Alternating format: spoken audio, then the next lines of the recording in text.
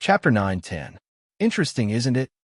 Unlike his previous tone, which was like a formality, at this moment, the pretty boy's words carried a clear fanaticism that reverberated back and forth along with his voice, sending chills down one's spine. It was as if he had found something very valuable, and did not conceal his thoughts at all. His eyes were filled with a glint of pleasant surprise. It was obvious that the pretty boy had completely taken note of this vampire who had appeared out of nowhere.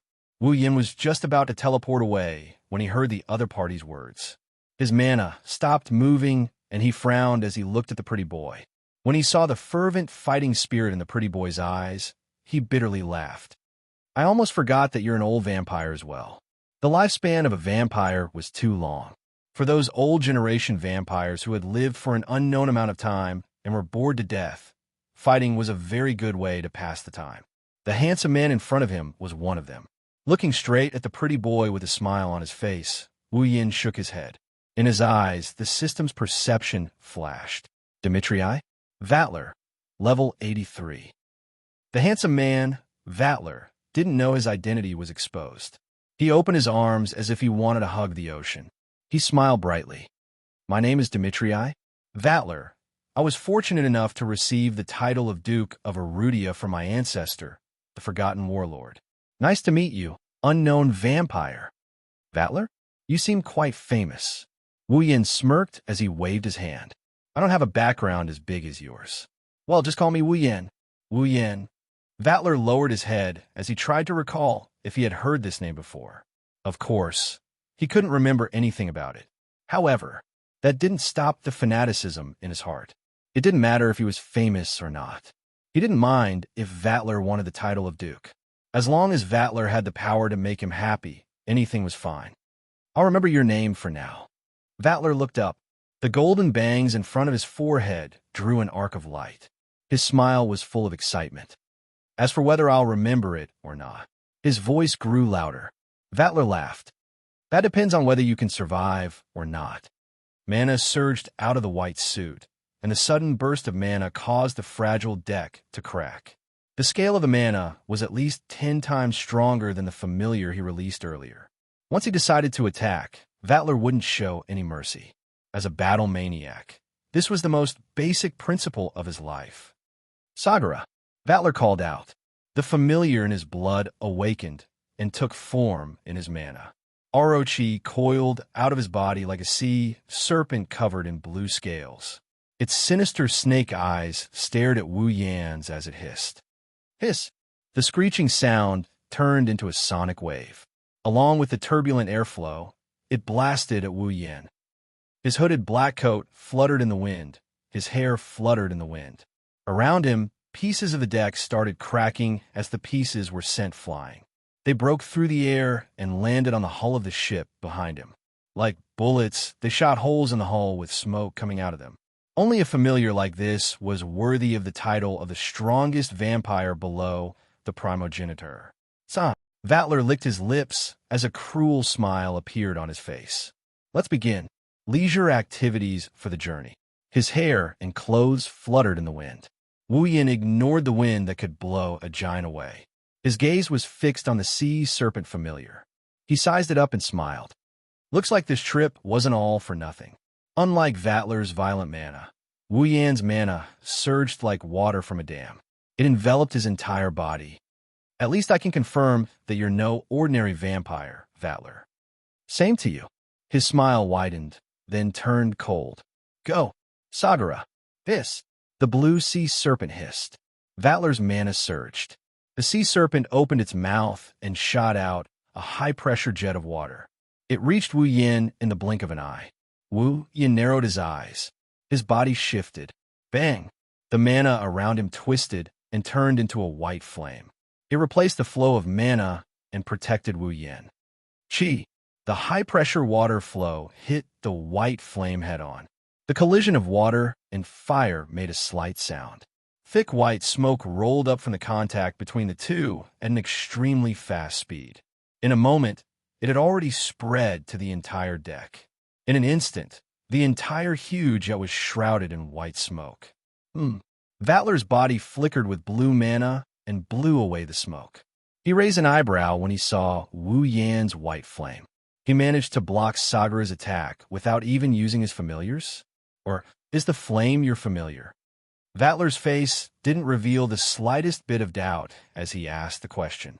Instead, there was only joy on his face. Which one is it? The white flames enveloped Wu Yan's body in a gentle manner. His unfathomable smile could be clearly seen in the flames. Why don't you take a guess, Vatler? Just what I wanted. Vatler grinned. The blue light around him expanded. Nantua, Ba Nantua. Amidst the blue light, two serpent bodies armed with sharp blades appeared amidst the distortion of magic power and entangled with each other, controlling three familiars at once. Wu Yan narrowed his eyes. His expression turned serious. Most vampires could only control one familiar beast at a time. This was the same for older vampires. As the host grew, the familiar beasts would grow as well. Only a small number of powerful vampires could summon two familiar beasts at once. As for controlling three at once, not even pure-blooded vampires of the older generation can do it. This Vatler, Wu Yan sighed. Of course, it wasn't out of fear. He's releasing three familiars on a fragile yacht. Isn't he afraid of destroying the ship? You don't have to worry about that. Vatler seemed to have heard Wu Yan's mutterings. He brushed his bangs away without a care. I still have a few good subordinates on this ship. It won't be a problem for them to protect this ship. Your Excellency, just go all out. Otherwise, it will be meaningless. Well, that has nothing to do with me. Wu Yan shrugged. It's not like the ship is mine. Before he could finish his sentence, the three ferocious snakes opened their huge mouths one after another. Mana whirlpools fluctuated inside, and the atmosphere surged over as if the three snakes were devouring the air. With a swing of their bodies, three shock waves swept out at the same time, bombarding the white flames. Pung! In an instant, the white flames swelled slightly and wrapped around the three vortexes. It attacked them like sulfuric acid and completely disintegrated them. Amazing! Amazing! Vatler wasn't surprised that his attack was ineffective. Instead, he covered his face and laughed maniacally. I didn't think I'd get such an amazing gift the moment I got here. Vatler's smile widened. He pulled his hand out of his pocket and raised it above his head. A strange wave of mana was emitted from his palm, instantly surging into the two giant snakes armed with blades. You have the right to make me use this ability. Look closely, this is the trump card I rely on to survive. Vatler laughed excitedly. Two giant snakes armed with blades flew into the sky. Their slender bodies intertwined with each other, and they merged into a flaming silver dragon under Wu Yan's astonished gaze. Hiss! The silver dragon hissed at Wu Yan. Fused familiars. Wu Yan was shocked. Chapter 911. On the rooftop deck of the huge luxury yacht, a silver dragon burning with flames and a sea serpent glowing with blue light lined up together. The lower end of their bodies coiled around the hull of the yacht, while the upper end swung back and forth. Their huge mouths opened and closed, letting out roars that shook the atmosphere. Wu Yan stared at the roaring silver dragon in front of him. He could feel a tremendous amount of mana coursing through the dragon's body. The sea around the yacht churned violently. The scale of the mana wasn't as great as that of a primogenitor, but it wasn't something a pure-blooded vampire of the old generation could possess. A familiar fusion. Wu Yan sighed. He finally understood why a vampire who wasn't a primogenitor could make his primogenitor blood throb. With the ability to fuse familiars, Vatler had surpassed ordinary vampires. He was close to the level of a primogenitor, if not for his bloodline. If Vatler was a primogenitor, then with his ability to fuse familiars, he would be the strongest vampire outside of the fourth primogenitor who had awakened. Vatler. Wu Yan repeated the name several times. He chuckled. It was a strange laugh. Hiss. As though it was infuriated by Wu Yan's laughter, Silver Dragon shot out of its body without any warning. Its flaming body was like a train on fire. Amidst the sonic booms that caused the air to tremble, it charged forward like a meteor falling from the sky. It was heading straight for Vatler. Wu Yin finally made his move in the face of the familiar's attack. Raising his right hand, the mana in his body flowed faster along with his blood flow. The white flames on his body rippled like water and surged towards Wu Yan's hand. At this moment, the color of the white flames on his hand turned darker and darker. Thud! It was like swatting a mosquito. The hand covered in white flames swatted across the air. In an extremely casual manner, it slammed into the huge body of the fused familiar. The silver dragon's roar came to an abrupt halt. Its ferocious eyes still reflected Wu Yan's figure. The white flames on its hand burned fiercely.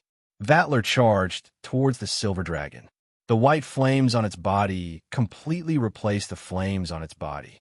Then, the familiar disappeared. That's right, it disappeared. Ugh!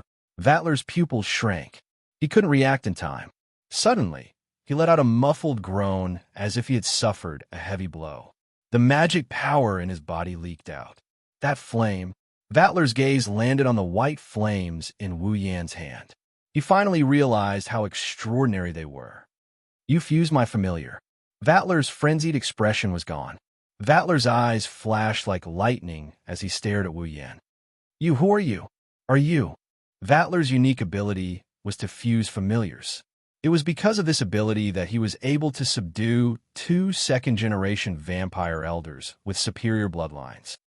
Otherwise, with the strict bloodline hierarchy of vampires, challenging someone with a superior bloodline was a death sentence.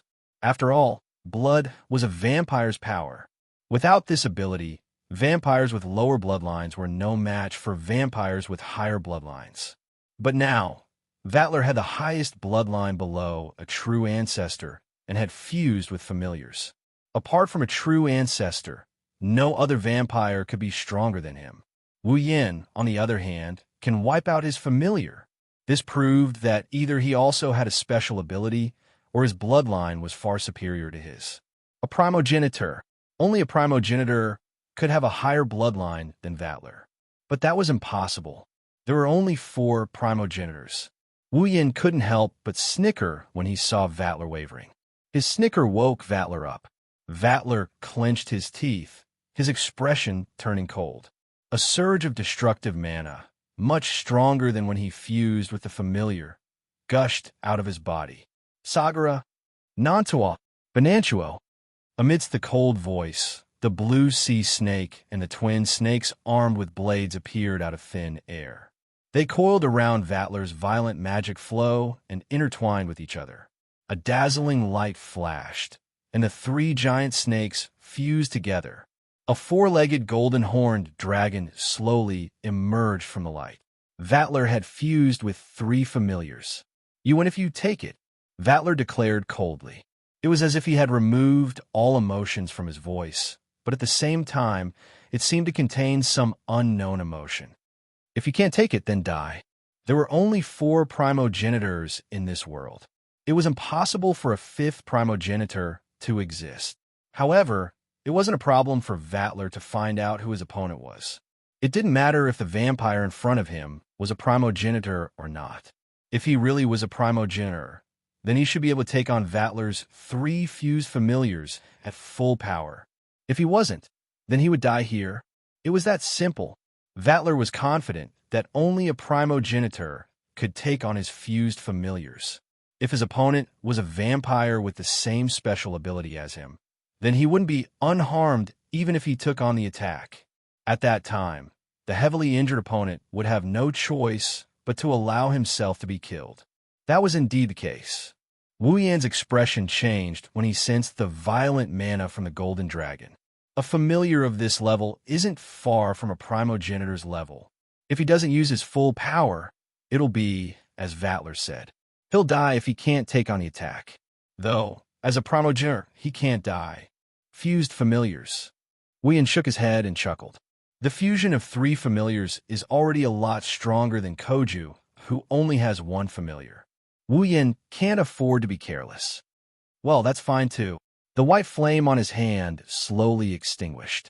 Wu Yan lifted his head, and he looked at the golden dragon that blocked his vision. A thick mist of blood rose from his body. Vatler's expression changed when he sensed a monstrous amount of mana. I've never released you before. Wuyin closed his eyes as if he's talking to someone. Let's enjoy ourselves today. Wuyin abruptly opened his eyes. Inside his eyes, his golden pupils burned with a radiant light like a torch. Descent. The sound, which was as thin as a drop of water, vibrated slightly and turned into an echo that spread out. On the yacht sailing in the dark sea, suddenly, a burst of white flames erupted like a tidal wave pouring down from the sky. Boom!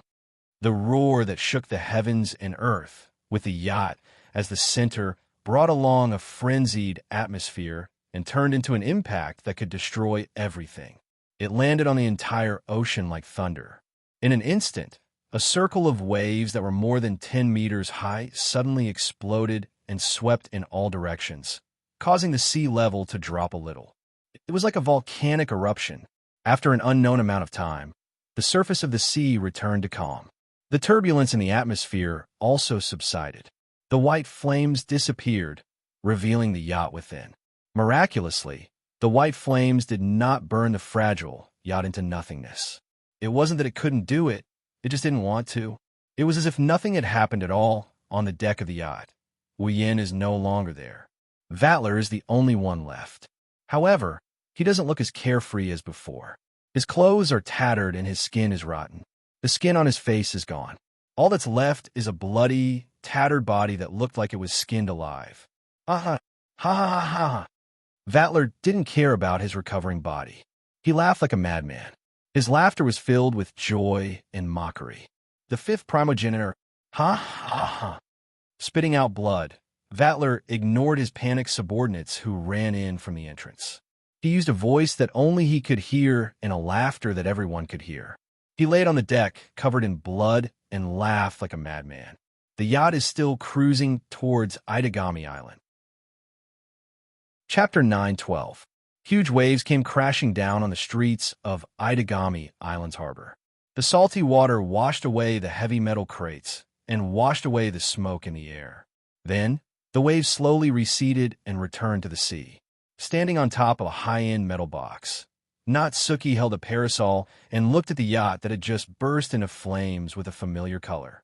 She watched as the yacht gradually sailed over, and her blue eyes flashed with an unpredictable light. Behind her, on top of a metal bridge, a leopard-shaped beast man was locked in place by glowing purple chains. The chain swayed left and right like a pendulum. Don't think that it was just a glowing chain. It was a chain forged by the gods and was called the chain of discipline. It wasn't impossible to break free from it, but without strength equal to or above Nayu, it was almost impossible to break free, let alone an ordinary orc. Therefore, Nayu wasn't worried that the orc would escape. However, the reason she didn't pay attention to the captured beastman isn't because she believes in her chains of discipline. Compared to the beastman, what's happening in front of her is more important. Natsuki watched as the white flames dissipated. She tightened her grip on the parasol. Her eyes are calm, but her brows are furrowed. Natsuki expected Wuyin to fight with the snake charmer Vatler when he planned to board the yacht. However, the magical energy she sensed from the yacht still made her nervous. In terms of strength, Natsuki is definitely on the same level as Vatler. Vatler is an immortal, pure-blooded vampire from the old generation. Natsuki isn't a normal person either. She's a witch. She can form a contract with a demon and become their guardian. She can use the same abilities as the demon. As a human, she can gain magical energy that can rival a superior demon. His magic skills could even surpass the highest level of magicians. Natsuki is such an existence. She might really fight. Vatler, who can fuse with familiars, should be stronger than Natsuki. However, he won't be able to do anything to her. It was also because of this that Natsuki knew how strong Vatler was. If Wuyin were to fight him, even if Natsuki saw Wuyin summon two terrifying familiars, she can't say for sure that Wuyin can beat Vatler. After all, Vatler is the strongest vampire below the level of a primogenitor. Wuyin is also a vampire. It's not impossible for him to beat Vatler. However, Natsuki doesn't think it's possible unless he's a primogenitor. He has to be a complete primogenitor, unlike Koju who hasn't fully awakened. But is that possible? Naya did not say a word. She simply stood there and looked at the yacht until a voice sounded from behind her. "Oh, you're done?" "Too slow," Natsuki said without hesitation. "Don't you know we still have work to do?" "Well," Wu Yin scratched his face. "I didn't have a choice. You know that Vatler is no ordinary vampire." Natsuki snorted and turned around. She raised an eyebrow when she saw Wu Yin unharmed. "Look at you. I don't see how much effort you put in. We should thank them for that." Wu Yin couldn't help but grin at this point. "I thought I understood them well enough. I didn't expect them to be stronger than I expected. Without them, I wouldn't have been able to beat Vatler without paying a price." Natsuki narrowed her eyes. She looked at Wu Yin with an unfathomable gaze. "You're saying you can beat Vatler even without familiars?" Wu Yin's smile froze. He looked at Natsuki. "Would you believe me if I said yes? Vampires' strength lies in their ability to control familiars. Without familiars, vampires are nothing." Now, Wu Yin is saying that he can defeat Vatler, the vampire closest to a primogenitor, even without a familiar. He might even become a laughingstock if this gets out. Natsuki couldn't bring herself to smile. Natsuki lowered her head in silence. Wu Yin looked at her without saying anything. At some point, Natsuki pursed her lips and walked towards the Beastman. "It doesn't matter if you believe me or not, just don't cause trouble for me." Wu Yin blinked and shrugged. The Beastman, who was hanging on the bridge, was slowly released by the chains that seemed to have a mind of their own. He collapsed in front of Wu Yin and Natsuki. Natsuki knocked on her parasol when she saw the leopard-headed Beastman. "When we get back, let's have the guards interrogate it and see if they can find out why the Black Death Emperor faction is here." Interrogate. Wu Yin rubbed his chin and he suddenly said, "Rather than letting the guards interrogate him, who might not be able to get anything out of him, why don't I do it?" "You?" Natsuki flinched. She asked in confusion. "You know how to interrogate?" "I don't know how to interrogate." Wu Yin walked in front of the leopard-headed Beastman and flicked its head. "However, I didn't know how to read memories." "You know how to read memories?" Natsuki's eyes lit up. "If that's the case, then the Black Death Emperor faction's purpose in coming to Itagami City might be revealed. It's not a very advanced tactic. It can only be used against opponents far weaker than the user." Wu Yin smiled at Natsuki. "Now that we're using it against this average Beastman, it should come in handy." Natsuki nodded and she backed off. She wanted Wu Yin to deal with this. Wu Yin didn't hesitate. He extended his hand and he closed his eyes. He started channeling his mana, and a magic formation that looked like a coat of arms appeared on his palm. It glowed faintly, and a magic formation that looked like an emblem appeared on his palm. Wu Yin reached out and grabbed the leopard-headed Beastman's head. The faint light shone brightly. Natsuki tilted her head to avoid the blinding light. Soon the light dimmed. When Natsuki looked back, Wu Yin had let go of the leopard-headed Beastman's head and opened his eyes. However, his brows were deeply furrowed. Natsuki knew that Wu Yin must have gotten his hands on some useful information. "What did you get?" "Yes." Wu Yin nodded and looked at Natsuki. "The purpose of the Black Death Emperor faction, or rather, Christophe Garcia?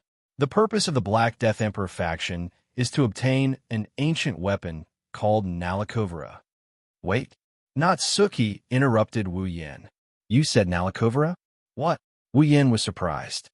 "Do you know about it?" "You can say that." Natsuki sounded a little concerned. "It's a weapon from the Age of the Gods that has destroyed countless civilizations in the past. It's a very dangerous thing. However, it's understandable that a group of terrorists would want to get their hands on such a dangerous thing. The ancient weapon seems to be on this artificial island." Wu Yin said. "The Black Death Emperor faction seems to have taken it away. They're trying to figure out how to control it. This Beastman came here because of this. He cooperated with the people trying to figure out how to control it and launched a terrorist attack on Itagami Island to tell the people that the Black Death Emperor faction is still alive and well." "What a terrorist." Natsuki shook her head. "However, if the Black Death Emperor faction's goal is really Nalakuvala, then it's useless. The slate that records the control method is a piece of trash that even the linguists and magic organizations in the world can't decipher, even if they gather together. Just in case, let's take care of those who try to decipher the method. You should be able to retrieve their memories, right? Wien nodded. Under Natsuki's lead, he left with the Beastman. Along the way, Wu Yin remained silent. He has a nagging feeling that something isn't right. Chapter 9:13. Itagami Island, Southern District, Residential Street. In an average-sized apartment, Kotori was standing by a window in thin pajamas, gazing at the scenery outside. The silver moonlight shone on her, highlighting her slender figure like a painting. Her delicate and adorable face was tinged with a hint of maturity that shouldn't have appeared on her innocent face. However, it didn't seem contradictory, as if she was born this way, which was quite puzzling. The sea breeze blew in through the open window. Kotori's long hair fluttered in the wind, reflecting the darkness of the night. Her mature aura seemed to have blended into the night, looking very beautiful. This scene lasted for 10 minutes before it was broken by a slightly breathtaking voice. "Kotori-chan, you're so cute." Kotori's face fell. She looked at Nagisa, who was looking at her with excitement, and shook her head. "Nagisa-chan is cute too." "Hey, don't say that, it's embarrassing." Nagisa blushed. She made an embarrassed expression. Kotori laughed seductively. "You're the one who made fun of me first." "I didn't make fun of you," Nagisa retorted. Nagisa is telling the truth. She turned around and looked at Yakaina, who was sitting across from her, and asked, "Isn't that right? Isn't that right, Yukina-chan?" "Yeah." Yakaina nodded without hesitation. "Kotori is cute." "Oh." Kotori didn't deny it. She dragged her words. Her smile was seductive as usual. "What about Nagisa?" "Nagisa is cute too." Nagisa blushed and puffed up her cheeks in embarrassment. She quickly changed the topic. "You're right. You're right. You're right. You're right. All right, Kotori-chan, is Sensei back yet?" Kotori's smile faded and she nodded. "He said he had work to do and went out with Natsuki." "Indeed." Yakaina thought about what happened in the morning and said, "This morning, I was in a very bad mood. Earlier, Nagisa-sensei said he had work to do. He asked Wien-sensei to look for him at night. It seems like it's something important. Being an attack mage is so hard." Nagisa slumped on the table listlessly. She waved her hand. "Sensei is a vampire. Why did he become an attack mage? There must be a reason." Yakaina thought for a bit. Otherwise, the average demon wouldn't want to become an attack demon master. Nagisa nodded as if she understood. She asked Kotori. "Even Kotori-chan doesn't know why Sensei became an attack mage? Who knows? Maybe it's because vampires have too much free time. Maybe he became an attack mage to pass the time." Kotori gave an answer and sat down next to Nagisa. "How old is Sensei?" Nagisa stood up and asked excitedly. "Aren't there many vampires who look young on the surface but have lived for a long, long time? Sensei too? Was it because he was very old? Is he older than the old Sensei he replaced? Speaking of which, Sensei said he was 26 years old on the first day. Is that true?"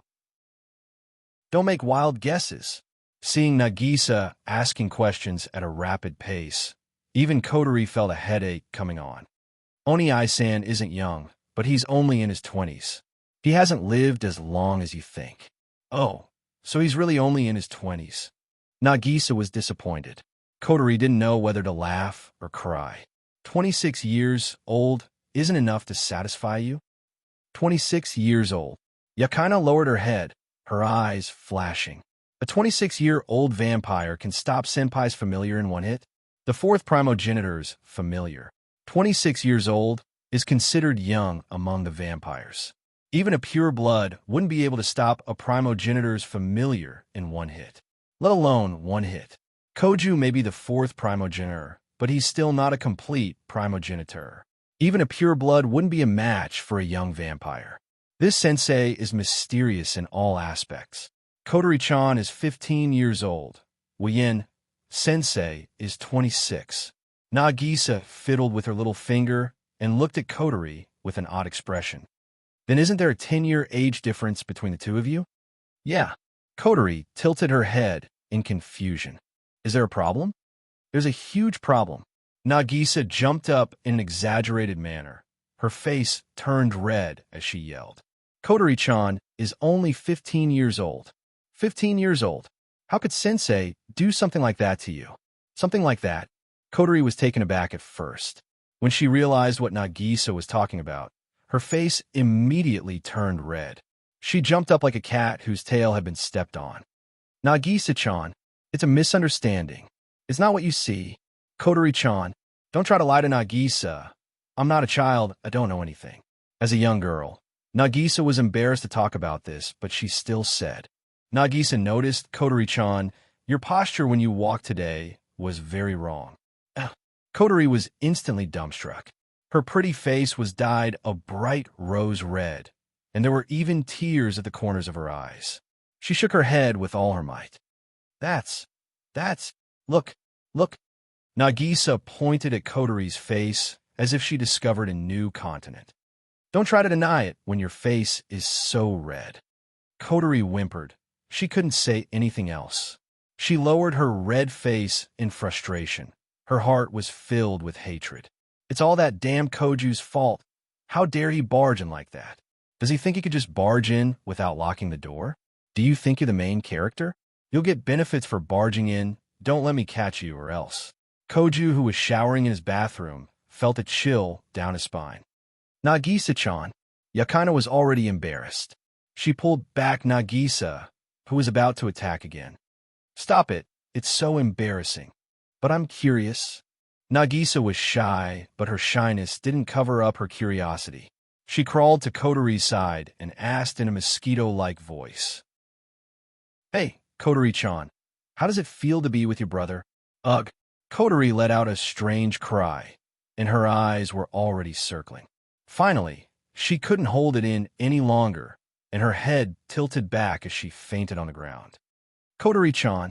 Two cries of surprise rang out from room 703 of the apartment. On the other side, in a hidden research facility, is this the tablet that recorded the method to control Nalacuvula? Wuyan narrowed his eyes as he handed the tablet over to Natsuki. Natsuki took out a picture of a tablet with unknown characters written all over it. Natsuki glanced at it and ignored it. Don't mind it. No one could decipher it anyway. Is that so? Wu Yin had a different opinion. If no one could decipher it, why would the Black Death Emperor faction take such a huge risk to snatch these ancient weapons that can only be used as display items? If you can understand the thoughts of terrorists, then there wouldn't be so many terrorists in the world. Natsuki shook her head and raised a photo in her hand. At the very least, I don't know who would be able to decipher something that even so many magic organizations and linguists can't, if only that were the case. Wu Yin sighed and looked at Natsuki. Natsuki, think about it again. Is there really no one in Itagami Island who could decipher it? Of course not. Natsuki was about to insist, but she suddenly froze. She seemed to have thought of something, and her expression froze. No, maybe someone could decipher it. What's wrong? Wu Yin asked. Did you discover something? It's just a guess. Natsuki frowned and turned to Wu Yin. Tomorrow, I will continue to track Christoph. Gardos, you will stay in school. School? Wu Yin was confused. Why do you have to stay in school? Just do as I say. Natsuki didn't explain. Looking at Natsuki's pensive expression, Wu Yin didn't want to ask any more questions, so he agreed. Chapter 914. Itagami Island Saikai Academy. Walking towards the school gate. Wu Yin couldn't help but yawn so hard that tears came out of his eyes. His face is full of fatigue. How can you be so tired this early in the morning? Sensei. Nagisa, who was chatting with Yakina, glared at Wu Yin. She huffed. Get your act together. The tournament is just around the corner. Sensei, if you act like this, the students will lose their confidence. I didn't have a choice. We stayed up way too late last night. By the time we got home, we didn't have much time left to sleep. Plus, I'm not good at dealing with the morning anyway. Wu Yin scratched his cheeks. He sounded a bit helpless. Then, he gestured to the side with his lips. Plus, I'm not the only one who's tired this early in the morning. Nagisa and Yakaina turned to Wu Yan's side. They saw Koju yawning while wearing a hoodie. He looked listless, and the two girls were a bit annoyed. What? Sensei is a vampire. It's fine if he's tired this early in the morning. But why is Kojo-kun like this too? Nagisa ran up to Koju. She put her hands on her hips and pointed at Koju's nose. You're a high school student in the prime of your life. Don't act like an old man. Is it appropriate to call me in the prime of my life? Koju complained. He's a vampire.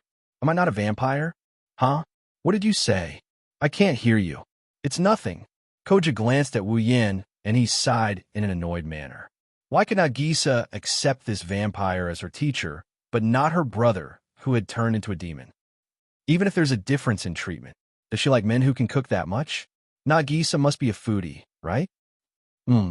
Nagisa narrowed her red eyes. She stared at Koju's face. I feel like you're thinking about something rude. You brat, do you know how to read minds? Sensei, your thoughts are too easy to read. Yakaina shook her head.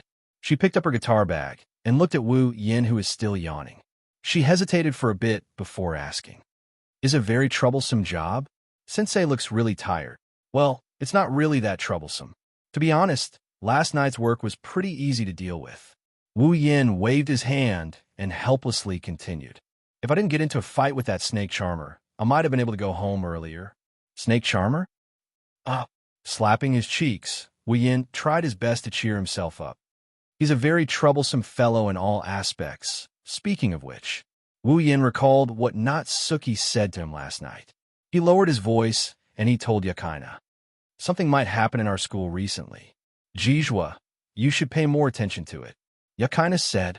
Yukina's expression froze, and she moved closer to Wu Yan. Sensei, did you find out something? Actually, I'm in the dark as well. Wu Yan rubbed his forehead. Last night, Natsuki specifically told me not to leave the school if there's nothing important. Since she said so, she must have discovered something. Just in case, I'll tell you about this matter first so that you can be mentally prepared. Yakaina told Wu Yan about her true identity when he met Koju for the first time. Koju's familiar went berserk. That's why Wu Yan is here to remind her of her identity. Yakaina knew that Wu Yan was an attack mage. Even if he was just an apprentice, his words wouldn't be baseless. She nodded solemnly. I'll keep an eye out for you, Sensei. That won't be necessary. I'll engrave a sensing spell in the school. If anything happens, I'll know. Wu Yan looked at Koju. His mouth twitched. Jijua, you'd better pay attention to the fourth ancestor. I have a feeling that if anything bad happens in the school, even if he isn't the source, he'll be the first idiot to jump into the trouble, said Jijua. Yakaina laughed dryly, but nodded in agreement.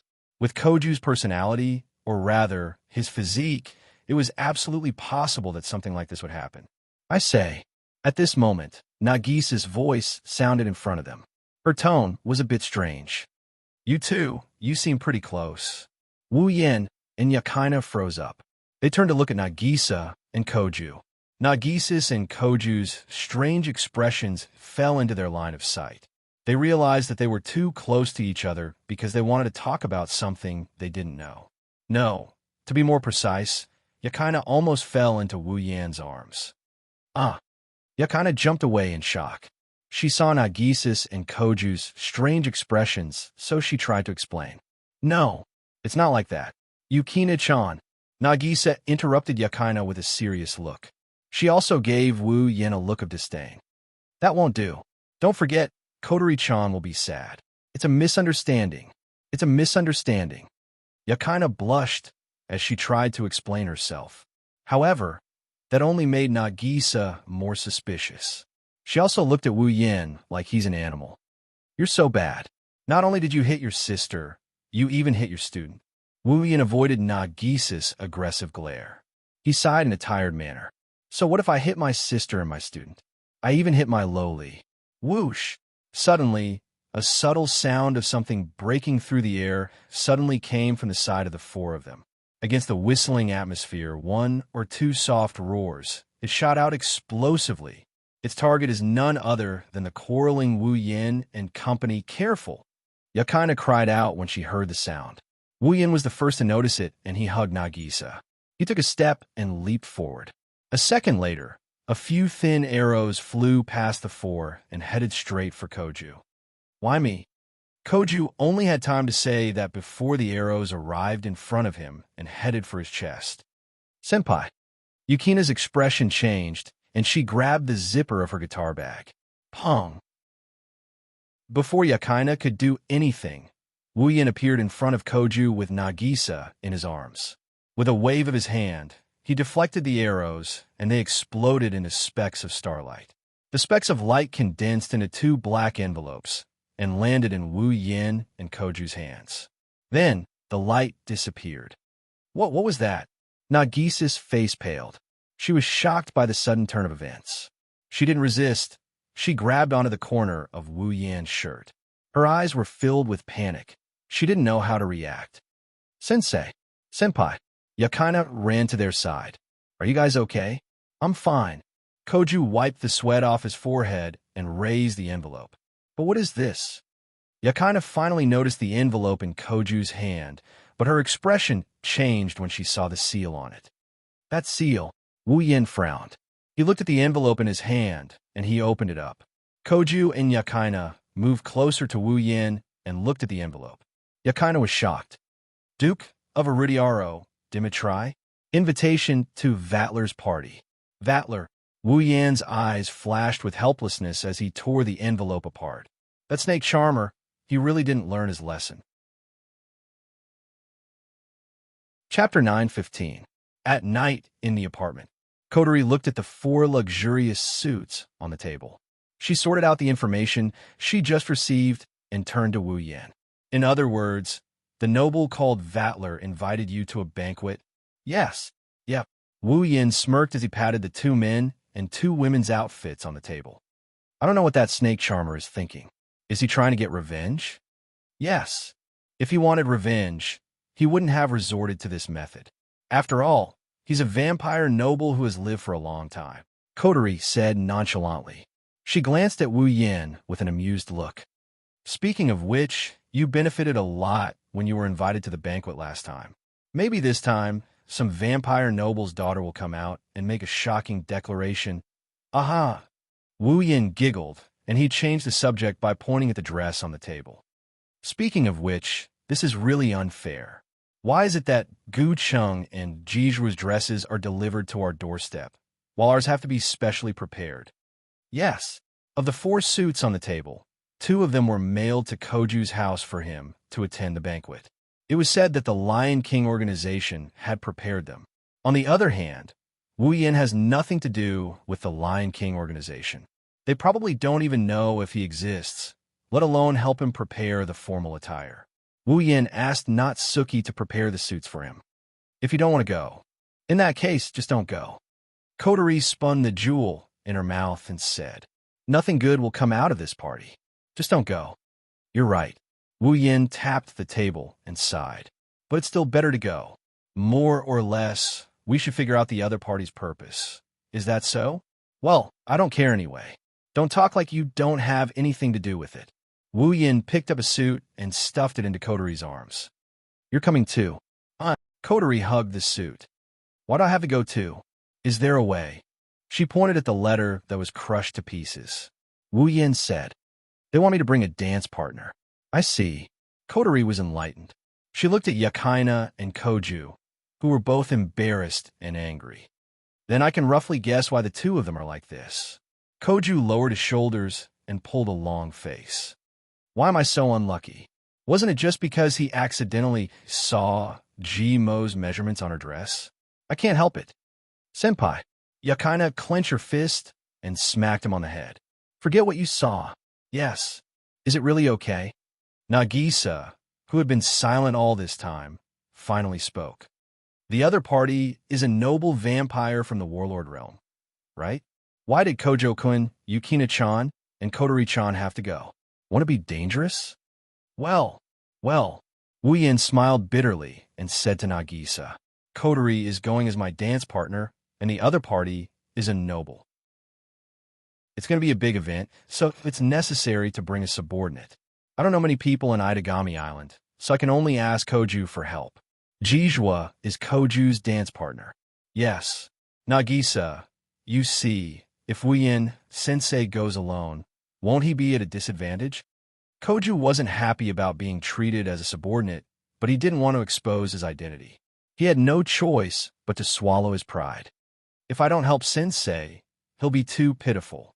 But Nagisa didn't feel at ease. Her face was full of worry. If there's any danger, Nagisa, Koju didn't know what to say. He knew that Nagisa had developed a phobia towards demons after almost dying from their ambush. Demons were a synonym for danger and disaster in her heart. It was normal for her to be worried about them. From this perspective, Nagisa's acceptance of Wu Yan's existence is inconceivable. The atmosphere became heavy. Wu Yan looked at everyone and shook his head with a bitter smile. He reached out and patted Nagisa's head. Don't worry. Wu Yan smiled warmly at Nagisa, who was stunned by his action. Sensei promises you that nothing will happen to anyone. Trust me. Nagisa blinked and looked at Wu Yan's gentle smile. She blushed and lowered her head. However, the worry on her face dissipated. You can't lie to me. Wu Yan chuckled when he heard Nagisa's soft mumbling. Koju and the others relaxed as well. It seems like they didn't want to worry Nagisa too much. Speaking of which, Nagisa, did you notice? Wu Yan smiled happily as he patted Nagisa's head. You don't resist my touch anymore. Hearing this, everyone at the scene came to their senses. Oh, really? Nagisa stared blankly at Wu Yan's hand on her head. Her face lit up and she placed a hand on her chest. Her face was filled with joy. My heart is beating fast, but I'm not afraid at all. Does this mean that Nagisa's fear of demons has been cured? Koju's eyes lit up when he heard Yukina's words. I don't know. Nagisa was confused. Kotori suggested, why don't we let Nagisa try to interact with other demons? As soon as Kotori said this, Nagisa's face paled as if she had seen something terrifying. She shook her head furiously. No, absolutely not. Why? Koju clutched his chest as if he was hurt. Nagisa didn't know why and said something that hurt him even more. I don't know why, but I don't want to. Such a strong reaction. Kotori frowned and sighed. It seems Nagisa can only accept one demon. Kotori narrowed her eyes and glanced at Wu Yan. You're still the same. Only in front of girls can you show off your incredible power. Aha! Wu Yan chuckled dryly. He didn't know what to say. He messed up Nagisa's hair to vent his frustrations. Nagisa started grumbling in response. It's about time to go, right? Koju forced a smile when he saw how intimate the two were. Apart from Nagisa, 3 pairs of eyes turned to Koju at the same time. Pervert! Siscon! Pervert! Shut the hell up! Koju exploded. Itagami Island Harbor, with spotlights on, a large yacht as gorgeous as a palace floated on the shallow water near the ground. Waves would hit it from time to time, but it did not affect the yacht at all. Although it was floating on the sea, the yacht was very stable, making people feel inexplicably uneasy. This is the banquet venue? Koju's expression became uneasy as he sighed in disgust. I feel so uneasy. Normally it would. Wu Yan shook his head. No matter how luxurious it is, the name Poseidon's tomb gives people the impression that it will sink sooner or later. Kotori, Yukina, and Koju nodded. They were speechless. Wu Yan and Koju are wearing black suits. Under the influence of the night, they looked like aristocrats. Kotori is wearing a pink gown that exposed her smooth shoulders. Yukina is wearing an eye-catching outfit that exposed her chest and above. Yukina is wearing an eye-catching outfit with her chest exposed. The 2 beautiful girls were completely exposed from their shoulders to their backs. Their skirts only covered the base of their thighs. Their snow-white and slender thighs were not covered in the slightest. The thin fabric completely revealed the 2 girls' slender bodies. It was both sexy and beautiful. Anyone who saw this scene wouldn't think that they were only 14 or 15 years old. Even Koju was dumbfounded. Senpai, Yukina narrowed her eyes and looked at Koju cautiously. Please don't look at me with that perverted gaze. I'm not, Koju retorted, The other three were speechless. He's used to it. Chapter 9:16. The deck was bathed in the darkness of the night. The dazzling lights dispelled the darkness. This place was very spacious. Not only was there enough space for about 100 guests to move freely without hindrance, there was even a swimming pool in the middle. Tables were scattered around, and delicious dishes and colorful wines were placed on the tables. Amidst the laughter and chatter, the food entered the mouths of everyone present. Wu Yin, Kotori, Yakaina, and Koju were standing at the entrance. Wu Yin looked at the deck and scanned the deck. Then, where are the vampire nobles in the battle monarch's domain? Koju said impatiently. As an ordinary high school student, he had never experienced such a situation. He would rather go home and watch TV than attend a social meeting. Yakaina is in a similar situation. Even though she pretends to be calm, she's only 14 or 15 years old. Before coming to Itagami Island, she lived in the Lion King organization and was still a little girl. Because of this, Yakaina looks much younger than Kotori. After all, Kotori is the commander of Ratatosker and has seen her fair share of big events. You're invited, but you still have to look for the master? It was rare for Kotori to not have a single pearl in her mouth. It was unknown whether she was annoyed or impatient. Damn it, there's nothing worse than this. Wu Yin mocked Kotori. That snake charmer. These guests are probably invited by him to fill up the atmosphere. Kotori turned around and said to Wu Yin, "Didn't you just meet him yesterday? Why do you look like you know him well? If a fight counts as knowing him, then yes." Wu Yin crossed his arms in front of his chest. "It's just a feeling. I don't know him well. Don't mind it. Anyway, let's get this over with." Koju's annoyance turned into annoyance. "I can't stand staying here any longer. That Vatler something. Where's this place? Let's go up." Looking up, Wu Yin looked at the top of the yacht. "That's the only place I can think of." Observing the ordinary people here from a high vantage point, as expected of a noble. With that, Wu Yin didn't stay any longer. He headed to the top deck with Kotori, Yakaina, and Koju following behind him. It was different from the lively banquet below. There were no lights on the top deck, nor were there any luxurious food or wine. It was just a cold deck. This was where Wu Yin and Vatler had clashed last night. Although the battle had only happened last night, it was still too late. However, the broken deck had been completely repaired, and it was impossible to tell that this place was still in a dilapidated state yesterday. Looking around, there was no one around, and the sounds of the banquet below could not reach here. Only the sound of waves could be heard. Where is he? She looked around at the empty space around her. Koju and Yakaina were at a loss. Wu Yin and Kotori looked in the same direction. An imperceptible light flashed in their eyes. "Let's end our game of hide-and-seek here, Vatler." Wu Yin closed his eyes. His voice echoed clearly. "Unlike you who is bored to death, I have a lot of things that I need to do. As cold as ever. Wu Yin." Just as Wu Yin finished his sentence, a series of light footsteps could be heard coming from the dark corners of the deck, drawing everyone's attention as they got closer and closer. Under the watchful eyes of the crowd, a beautiful young man in a pure white Western style suit appeared in front of the crowd. His blonde hair fluttered in the wind, and his blue eyes were wide open. Vatler looked at Wu Yin with a mischievous grin. Then, he turned to Koju with a bright glint in his eyes. He placed his hand in front of his chest, and he bowed like a noble. "Nice to meet you, Koju. No, Yebwa of Yingguang, my favorite fourth primogeniture." "Huh?" Koju's expression froze. He looked at Vatler, who was smiling at him. He shuddered and took a step back out of reflex. "Favorite?" Kotori and Yakaina raised an eyebrow. They looked at Koju with a meaningful gaze. Yukina's expression changed completely. She looked at Koju as a pervert before, but now she looked at him as a pervert. "Senpai, I didn't know your perversion wasn't limited to gender. Stop imagining things." Koju's hair stood on end as he yelled at the top of his lungs. "It's just that guy talking to himself." "No, Koju, you're wrong." Vatler closed one eye and gave Koju a flying kiss. "I came here to find you." Kotori and Yakaina moved away from Koju. Even Wu Yin couldn't stand it and turned around. Koju's veins popped out. He said something that shocked everyone. My sexual orientation is normal. I don't like men. I like men. I'm a big sister. Akatsuki Koju's roar reverberated in the air. Wu Yin, Kotori, and Yakina were all stunned.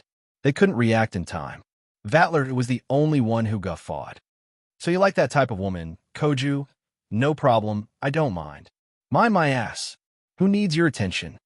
Koju seemed to be completely broken. He pointed at Vatler and continued to shout. Don't cause me unnecessary trouble, bastard. Unfortunately, Koju's argument only made Vatler laugh. It seems like he's right. Wu Yin, Kotori, and Yakina moved further away from him. You. As expected. Koju. Yakina is the most dangerous thing to do. Suddenly, a sharp, steady, and sweet voice rang out beside Vatler. The voice contained traces of hatred. Then, a figure flashed out and stood in front of Vatler. It was a young girl. She had long, dark chestnut hair tied into a ponytail. She had a beautiful face, snow-white skin, and a slender figure that matched the cheongsam she was wearing. However, her height was not ordinary. She was at least 7 meters, and she looked to be only 16 or 17 years old. At this age, having such a height was considered quite tall. It's you. Yakina was shocked when she saw the girl. Sayaka. The moment Yukina's voice fell, the girl called Sayaka's beautiful face lit up as if she had seen something beautiful. Her face bloomed with a bright smile, and the hatred in her eyes when she looked at Koju turned into love. Yakina. She cheered like a child, jumped up, and hugged Yakina. Her long ponytail swayed like a tail. Anyone could see that she was in a good mood. Long time no see. Yakina. Ah, yes. Yakina seemed to have only just reacted. She responded to Xiaohua's call. Xiaohua hugged her neck tightly, causing her to feel a little pain. However, compared to this, there was more joy on her face. Is she Jiju's friend? Koju blinked and asked in confusion. Yes, senpai. Sayaka is my childhood friend. Yakina struggled to break free from Sayaka's embrace and said to Koju, Oh, I didn't know you were that close. Vatler raised an eyebrow and looked at Koju. Then, Gucheng, let's have a good time together. Love each other my ass. Get away from me. Wu Yin and Kotori were speechless when they saw Yakina and Sayaka hugging each other and Vatler approaching Koju. Both sides are the same. Kotori stated the truth. No matter which side it is, they both have sexual orientation issues. Of course not. Akatsuki Koju and Yukina's roars echoed from the shore. Chapter 9:17. Vatler. Wu Yin sighed when he saw the situation getting worse. He finally opened his mouth to speak. Let's make it clear here. Why did you invite us here? Wu Yan's words made Gucheng and the others stop what they were doing. The rowdy atmosphere started to turn serious. Vatler chuckled and closed his eyes. He stuffed his hands into his pockets, and the flirtatious aura around him changed, becoming sharp and incisive. This was how the real Vatler should be. Koju and Yakina sensed the change in Vatler's aura. They came to Wu Yan's side, and the four of them stood in a line facing Vatler. They looked like they were ready to attack at any moment. Don't make such a scary face. Vatler shrugged when he saw Koju and Yukina's tense faces. He tried to lighten the atmosphere.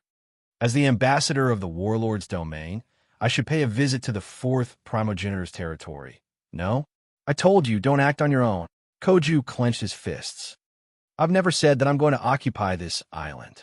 But according to legend, the world's strongest vampire is on this island. Vatler's tone changed when he mentioned the strongest vampire in the world. It's like he's excited. At least the fourth primogenitor is here. In other people's eyes, this island is the fourth primogenitor's territory, including the people on this island. Koju paused. Wu Yin guessed correctly. Unlike the other three primogenitors who ruled over an entire empire and a large number of vampires, the fourth primogenitor had never led a vampire compatriot or ruled over a territory. Instead, he had 12 disaster-like familiars. He brings fear and darkness to people. However, a true ancestor was a true ancestor after all. They were at the peak of the vampires and had the highest level of fighting power in the world. They were regarded by the world as having the same fighting power as a country, and they had such strength in this world. Ruling over a territory is a piece of cake for them. They have the right to create an empire. The other three primogenitors created their own empires. Koju, as the fourth primogenitor, is considered to be a primogenitor who wants to rule over a territory. Koju lives in Itagami City. It's understandable that people would think of Itagami City as Koju's territory. Vatler looked at Koju's frozen expression and raised his head in delight. Then, he looked at Wu Yin with an even more joyful expression. An uncontrollable smile appeared on his face. To the world, this is the territory of the fourth primogenitor, because the fourth primogenitor lives here. But Vatler clutched his head as he stared at the expressionless Wu Yin. He started laughing. If people know of your existence, won't this knowledge be preserved? Other than Wu Yin and Kotori, Koju, Yakaina, and Sayaka frowned. What does that mean? Gu Chung couldn't help but ask. Oh, Vatler looked at Gu Chung in surprise. Gu Chung, don't tell me you don't know what kind of existence this person beside you is. Wu Yin, sensei? Koju subconsciously looked at Wu Yin. Yakaina and Sayaka did the same. Koju and Yakaina have been wondering about Wu Yan's identity for a long time now. Despite being only 26 years old, he possessed unimaginable power. Not only could he casually challenge the vampire nobleman to a fight, but he could also defeat the Lion's Gold, the fourth primogenitor's familiar, without even summoning his familiar. Even if the Lion's Gold's power isn't complete, how can a 26-year-old vampire defeat it in one hit without summoning his familiar? The answer was obvious, even if one used their knees to think. However, Wu Yin didn't explain, and Koju and Yakaina didn't ask. Plus, Wu Yin gave them a good impression. He doesn't look like a bad guy or an enemy, so they didn't probe further. Koju and Yakaina didn't have the opportunity to know Wu Yan's identity, so they reacted when Vatler brought it up. Vatler saw their reactions and knew the answer he wanted to know. Unfortunately, he didn't give them an answer. If that's the case, Koju, you'd better be careful. Vatler said with a wicked smile. He didn't want to give up until he was shocked to death. The person beside you might be even more terrifying than the strongest vampire in this world. Koju and Yukina's expressions froze. Their eyes widened as they looked at Wu Yin with disbelief. Glancing at the two of them, Wu Yin shook his head and sighed. Is that all you want to say? Vatler. Oh? Are you angry? Vatler pretended to take a step back, but his face was full of smiles. No matter what, I'm just a diplomat. A noble coming to a man-made island to be a diplomat? Kotori suddenly interrupted Vatler. Compared to Itagami City, the first primogenitor's Empire of Darkness should have some territories that are more valuable than Itagami City, right?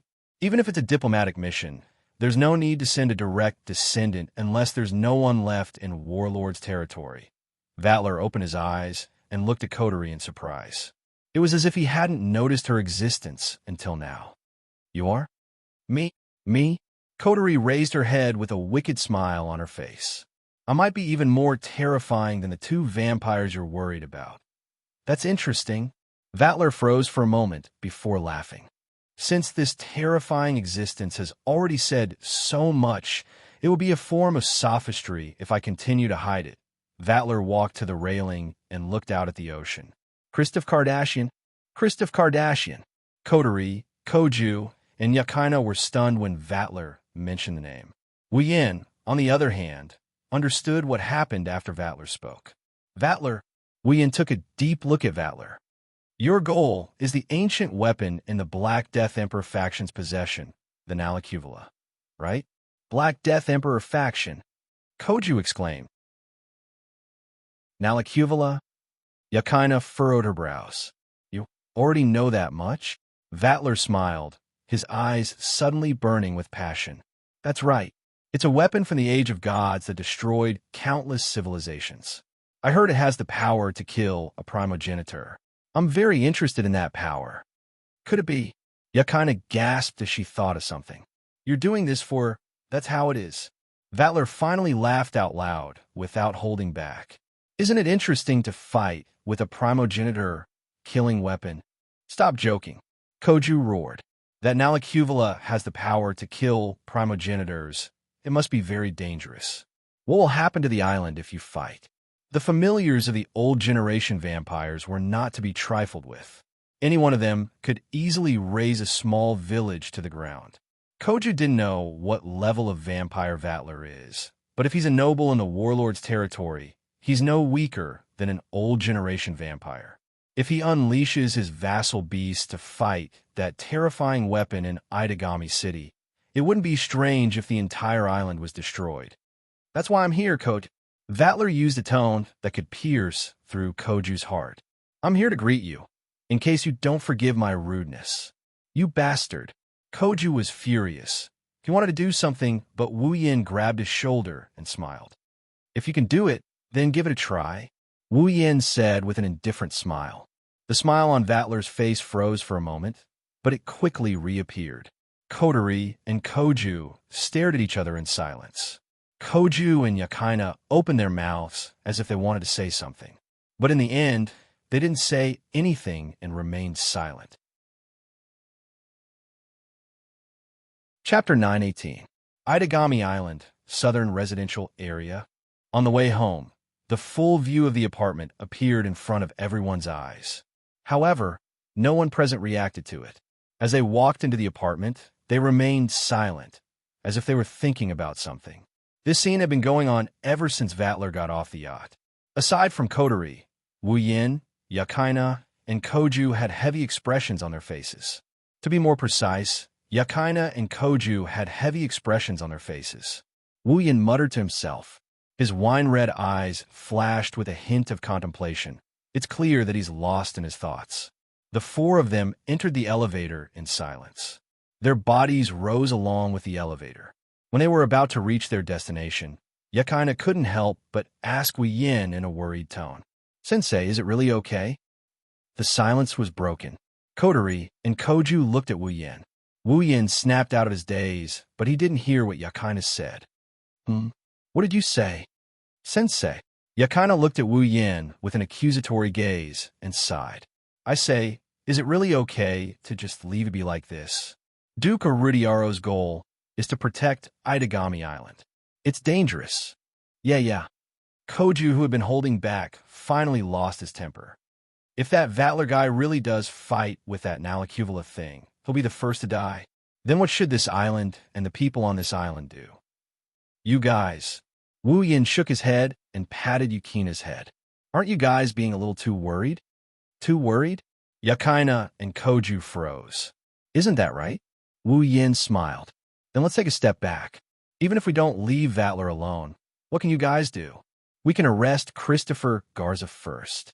Capture Gardos. Yakaina said without hesitation. If that's the case, Duke Rudiaro won't have a reason to start a war, right? You can think of it. Can't the others think of it as well? Wu Yin pursed his lips, and he told Yakaina. He's still the leader of a terrorist organization. If he's that easy to capture, we wouldn't be having such a headache. But that's enough. Wu Yin interrupted her, and he rubbed her head. Don't underestimate Itagami Island. One of you is the fourth primogenitor, and the other is a sword shaman from Lion Organization. But there are plenty of capable people in Itagami Island. You're just students. Even if the sky falls, there will be someone stronger to hold it up. At least, I'll be here. Vatler won't go too far. Smiling warmly, Wu Yin lowered his voice. His tone gave Yakaina and Koju an indescribable sense of security. You guys just have to live your own lives. If there's really something I need your help with, I'll give it to you. If you really need help, I won't hold back. So don't overthink it. Hearing this, Yakaina and Koju looked at each other. Their emotions calmed down a little, and a smile appeared on their faces.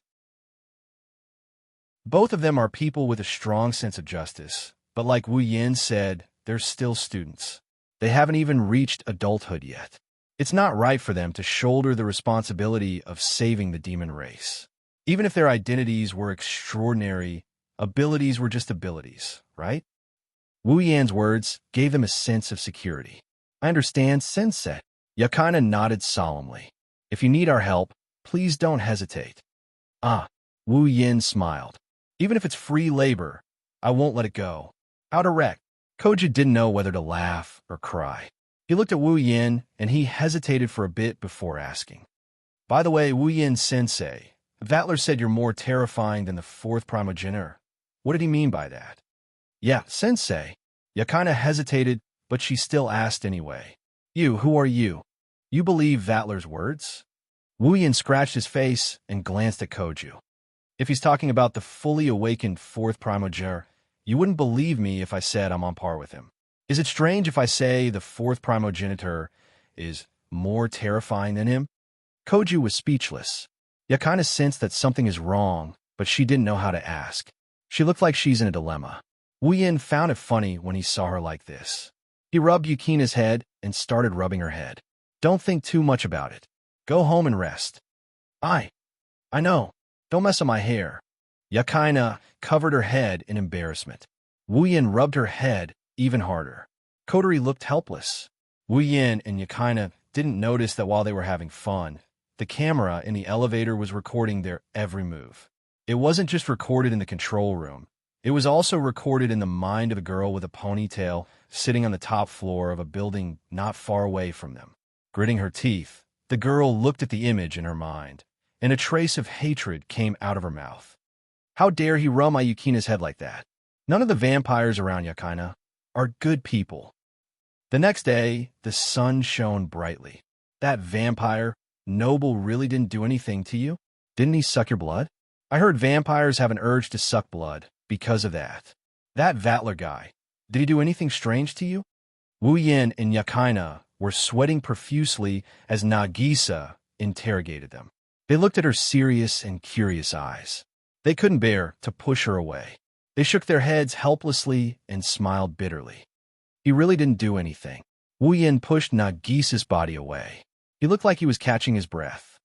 Plus, that urge is only for the opposite sex, right? You should ask Yakina about that. Sensei.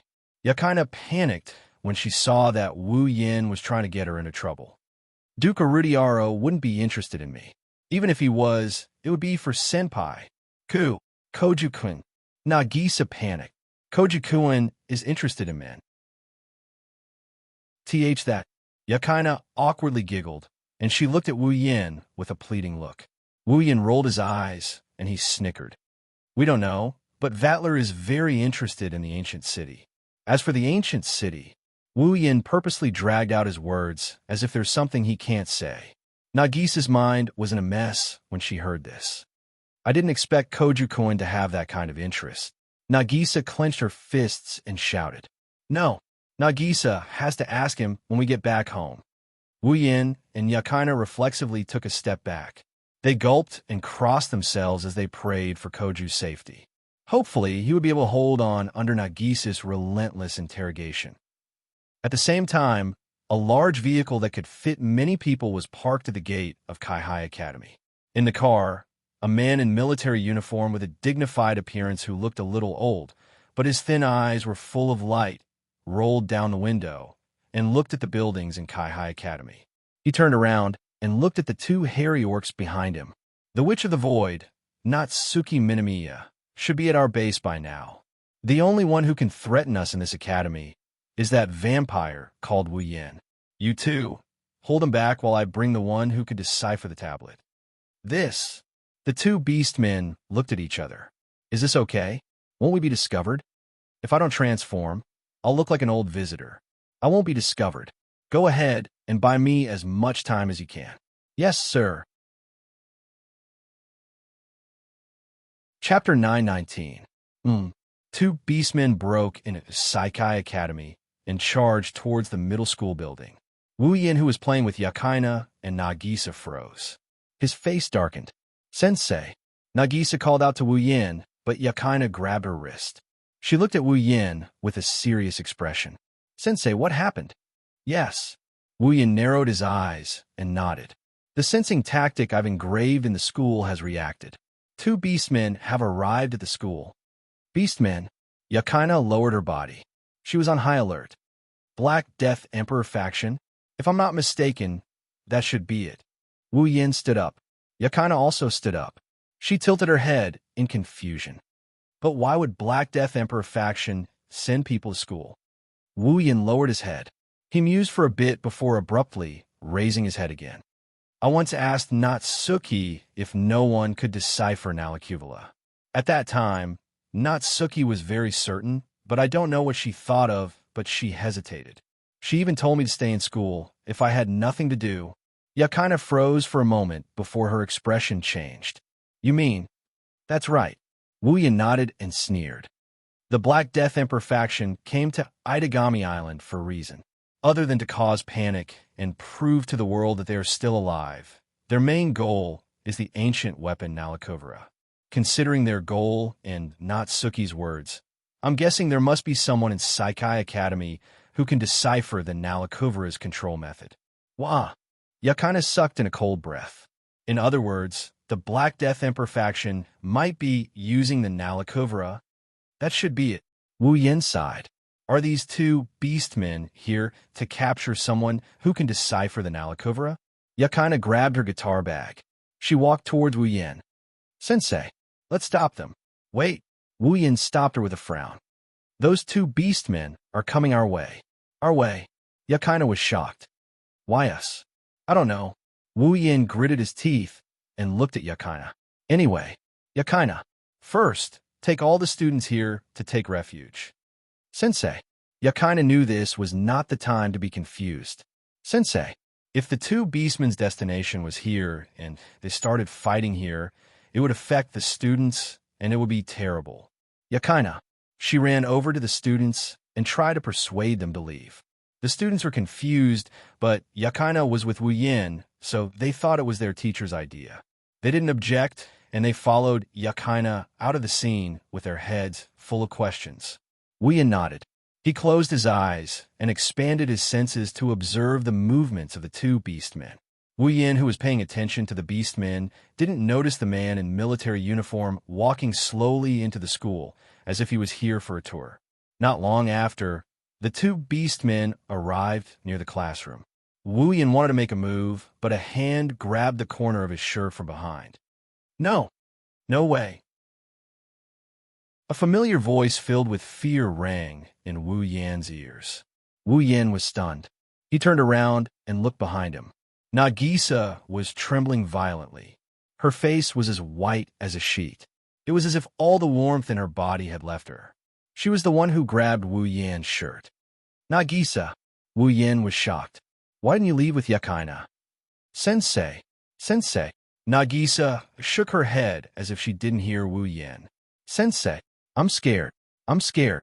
Looking at Nagisa's pale and fearful face, Wu Yan's heart throbbed with pain as he cursed inside.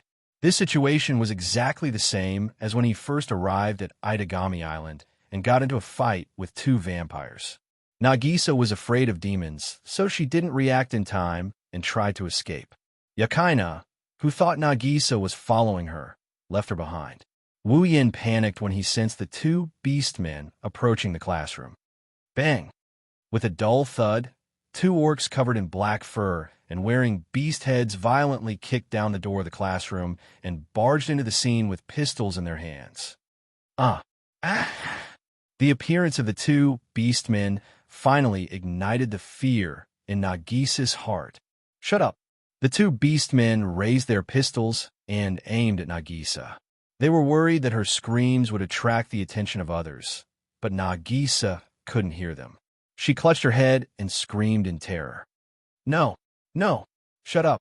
The orc's finger was already on the trigger. Nagisa. Wu Yin hugged Nagisa tightly, exposing his back to the two beastmen. He ignored them and shook Nagisa's shoulders. Calm down, Nagisa. Just like the first time they met, Nagisa couldn't calm down. She kept shrieking in terror.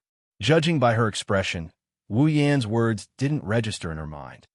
Nagisa, Nagisa. No matter how much Wu Yin shouted, Nagisa continued to scream. Wu Yin pursed his lips and pulled Nagisa closer to him. He lowered his head and kissed Nagisa's lips. Ugh! The screams came to an abrupt halt. Nagisa's eyes widened to their widest extent. The fear that had been enough to shatter her nerves had turned into shock and disbelief. She slowly regained consciousness. The two orcs seemed to be shocked by the scene in front of them. Their mouths were wide open, and their fingers that were about to pull the trigger froze. For a moment, they were stunned on the spot. Her bright eyes reflected Wu Yan's face. Nagisa stared at him blankly. Her mind went blank. She couldn't believe her eyes when she felt the warmth on her lips. Her first kiss was actually taken away by her own teacher. Not long after, Wu Yan let go of Nagisa's lips. He bitterly smiled when he saw her dazed expression. He tightened his grip on her petite frame. "Don't be afraid, I'm here."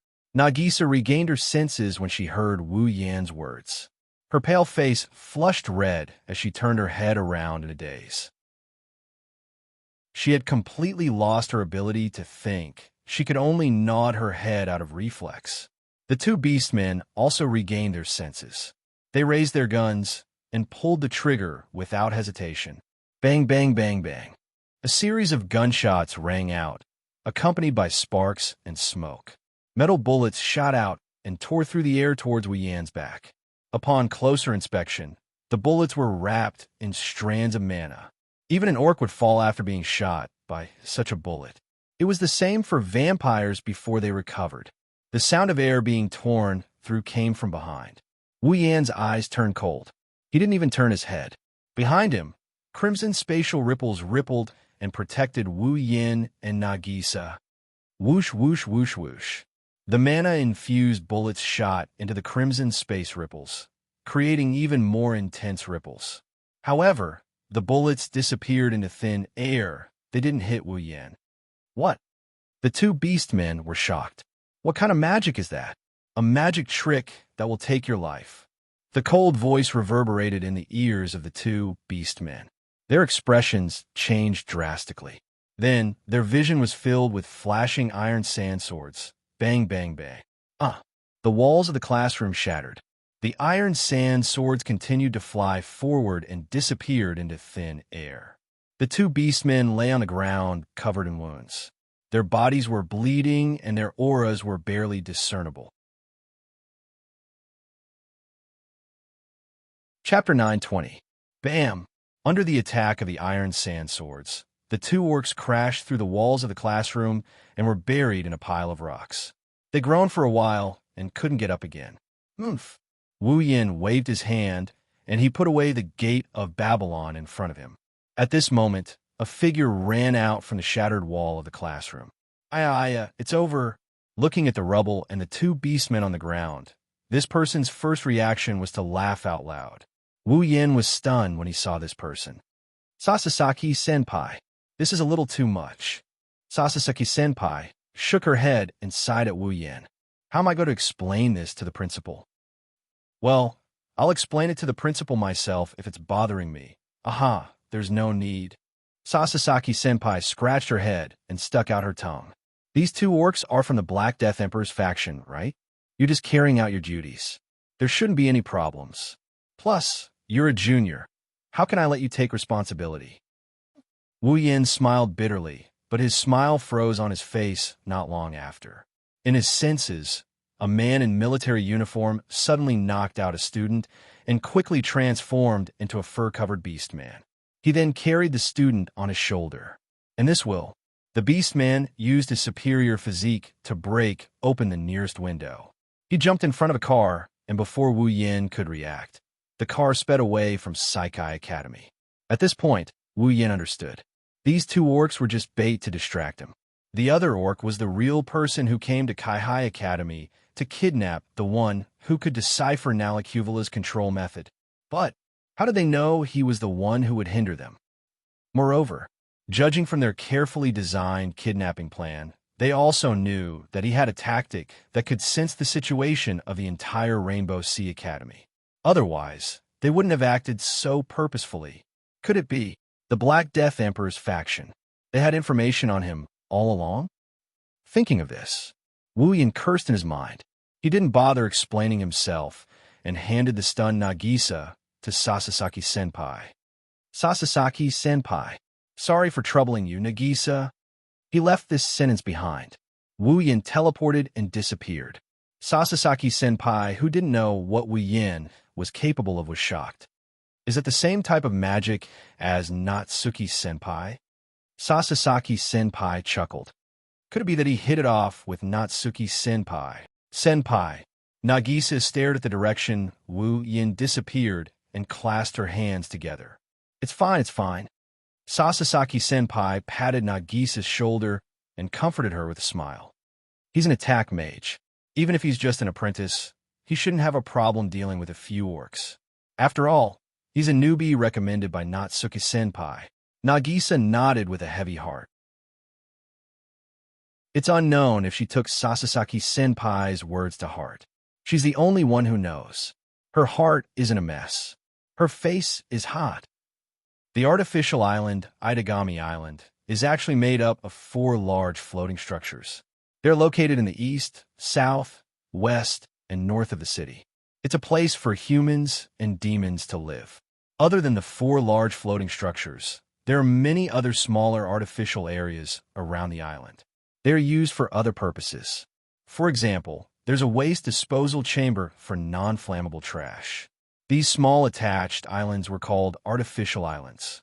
Back when Wu Yin summoned his familiars for the first time and led the Berserk Koju to an uninhabited area, it was one of these artificial islands.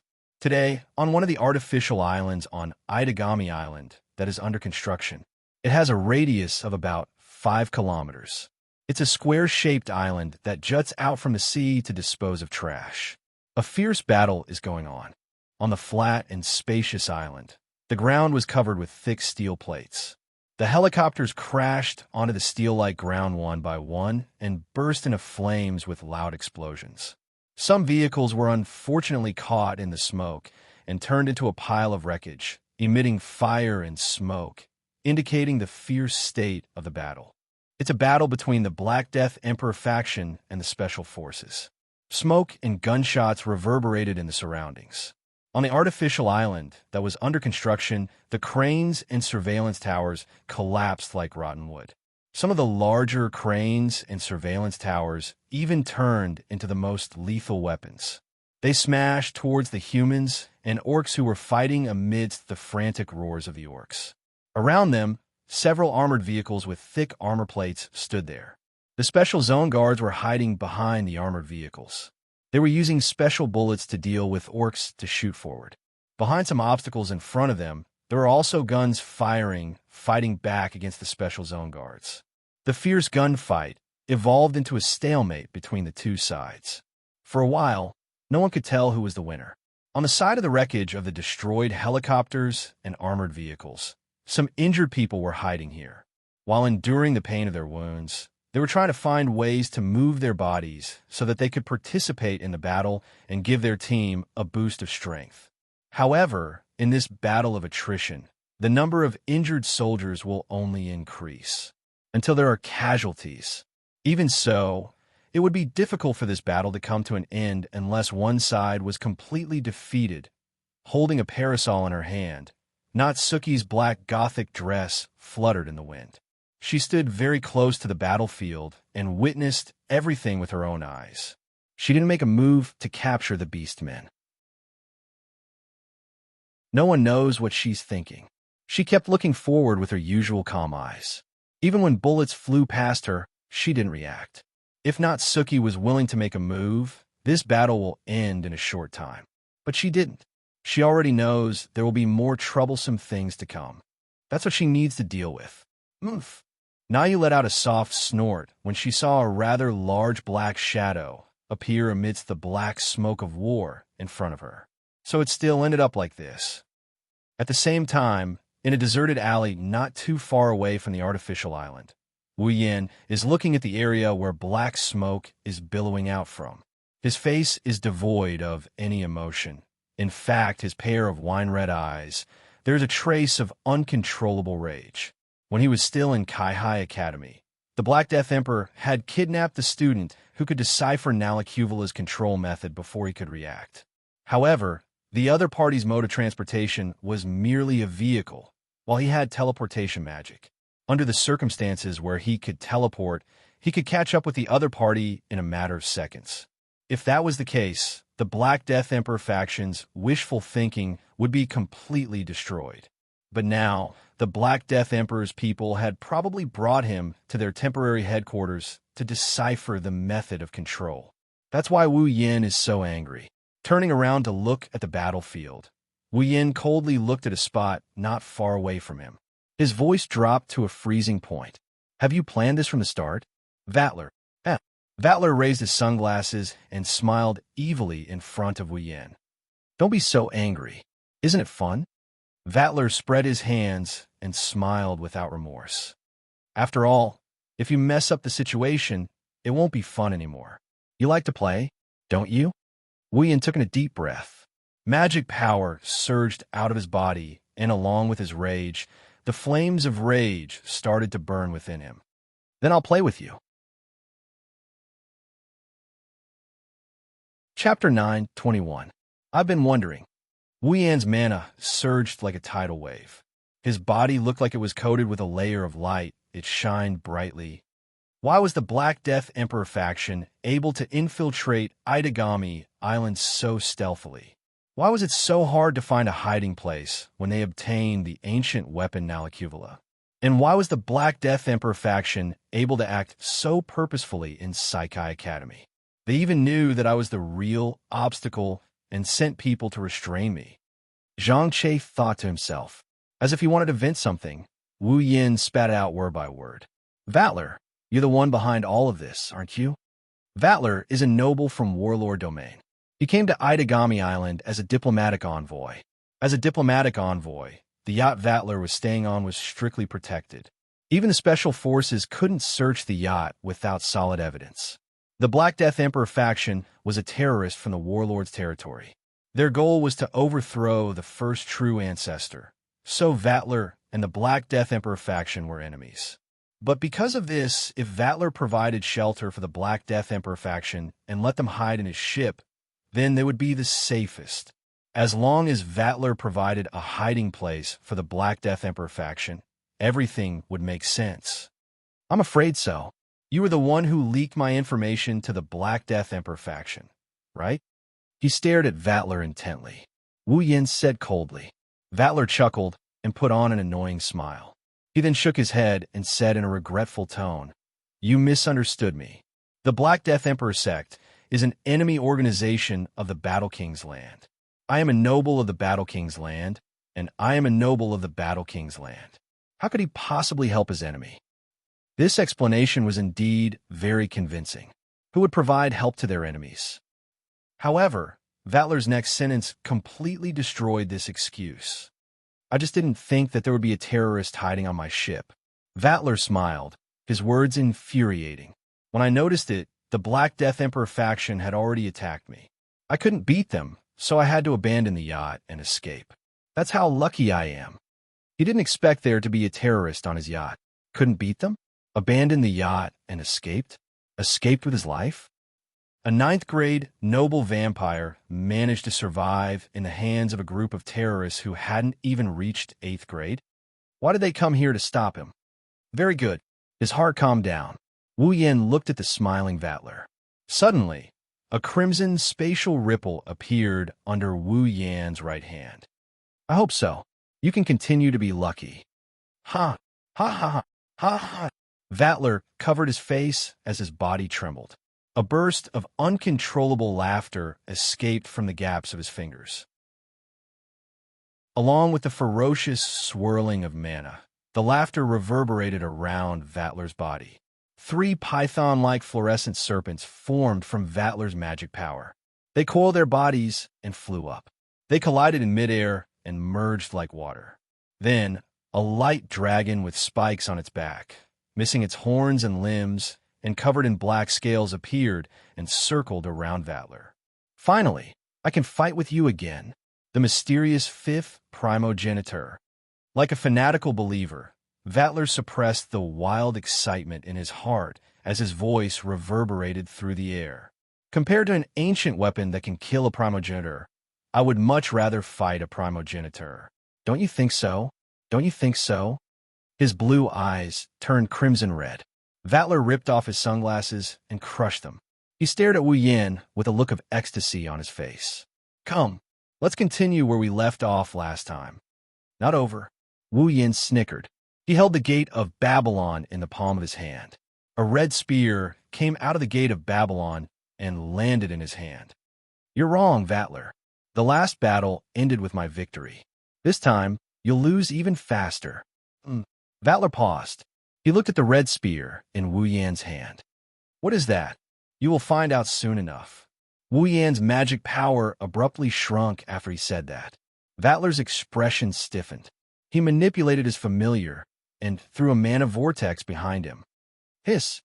The glowing light dragon swung its body like a whip. Under the guidance of its host, the heavily armored body of the light dragon transformed into the most direct form of a savage beast. Withstanding the ferocious force that caused the space to tremble, the light dragon charged forward and crashed into Vatler's back. Wu Yin appeared out of thin air with a red spear in his hand. His expression didn't change at all when he saw the vassal beast charging at him. Pong! Stomping on the air, Wu Yin charged forward with his tiny body that is incomparable to Guanglong's. Leaping into the air, the spear in his hand thrusted forward with a ferocious momentum. It's as if he's aiming at an iron rod. He thrusted forward with all his might. Vatler almost smiled mockingly at the sight of this. Vassal beasts were a collection of mana. To deal with a vassal beast, one had to use mana that was even more powerful than the vassal beast mana to neutralize the vassal beast mana. It wasn't that there weren't any methods that were effective against mana in this world, but there weren't many of them. Vatler, who had lived as a vampire for a long time, knew almost all of them. However, he had never seen this red spear before. However, Vatler did not hold back. Let me have a taste. The blood of the fifth primogeniture. What does it taste like? As Vatler roared, the light dragon charged forward and collided with the red spear that was as thin as a needle. But in the next moment, an unbelievable scene occurred. Ding! The red spear pierced through the massive body of the familiar, accurately landing on its forehead. At the point of impact, a ripple of energy rippled outwards, followed by a crisp sound that reverberated through the small alleyway. Then, bang! Guanglong's familiar was powerful enough to turn the entire Itagami Island into rubble. Guang! It disintegrated into nothingness. Wu Yin blocked the vassal beast of the vampire who is said to be the closest to a primogeniture with a single strike. What? Vatler's smile froze on his face. The impact created a tornado that blew away everything in its path. Wu Yin charged forward with a red spear in hand. His expression didn't change. He arrived in front of Vatler. Raising his head, Guanglong stared at the stunned Vatler. He gripped the spear with both hands and thrust it at Vatler. Bang! Vatler looked like he had been hit by an invisible meteorite. He howled in pain as he was sent flying backwards. Bam! His perfectly proportioned body was like an arrow that had left the bow. With a burst of air-piercing sounds, he flew out at an extremely fast speed and crashed into the wall at the end of the alley. He broke through layer after layer of hard rocks and smashed on the ground, creating a 2-meter deep pit and dense smoke and dust. The broken rocks did not even have the chance to land on Vatler as they were blown away by the violent impact. Not long after, only Vatler's grotesquely twisted body was left lying in the crater. His spine had been completely broken. Less than 10 seconds have passed since the start of the battle. In 10 seconds, Vatler, the closest vampires to a primogeniture, has been defeated. Ugh! Vatler opened his mouth and spat out a mouthful of scarlet blood. His pupils were dilated and his lips were slightly opened. In the air, 3 words filled with disbelief were spat out by him with difficulty. Impossible. Chapter 922. Impossible. The pain from his waist didn't cover up the shock in Vatler's heart. Lying in the hole full of cracks, he still hadn't realized that he had lost the battle. It's not like Vatler hasn't tried losing before. A few days ago, he lost to Wu Yin as well. He lost just as badly as he did this time. Back then, Wu Yin did summon vassal beasts that vampires rely on to survive. Vatler didn't feel dejected when he lost. In fact, he was very happy. He's confident in his own power, but compared to having someone to kill time with, He would much rather have someone to kill time with. But this time, Vatler could no longer maintain his composure. He had lost without even knowing why. Vatler allowed his broken ribs to slowly heal as he struggled to lift his head. He looked at Wu Yin, who was standing in front of him with a spear in hand. He asked in a hoarse voice, "That spear?" Wu Yin watched as Vatler's handsome face was ruined by the blood he spat out. Wu Yin looked down at him for a bit. He raised a red spear in his hand. "It's called the Fantasy Killer." "Fantasy Killer? That's right. That's right." Wu Yin caressed the spear and explained, "As the name suggests, it's a killer that kills all illusions. It's a killer that can wipe out all illusions. It has the effect of erasing all abilities, such as superpowers and magic." Wu Yin looked at the stunned Vatler and smirked. "Of course, that includes familiars made of magic. A superpower that can obliterate everything." Vatler stared at the spear in Wu Yan's hand. He laughed out loud in a mocking manner. He was so happy that he looked like a madman. "Ha! So that's how it is.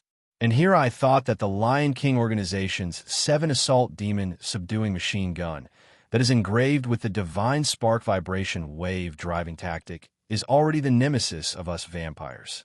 I never thought that there would be such a weapon in this world. Erase all abilities, ha ha! The 5th true ancestor that appeared out of nowhere, and this divine weapon that appeared out of nowhere." Vatler coughed a few times and twisted his body. He did not care about his broken waist and forced himself to get up. He knelt on one knee and stared at Wu Yin with his crimson eyes. "Who are you?" Following Vatler's question, the crowd fell into a deathly silence. He glanced at Vatler, who was still recovering.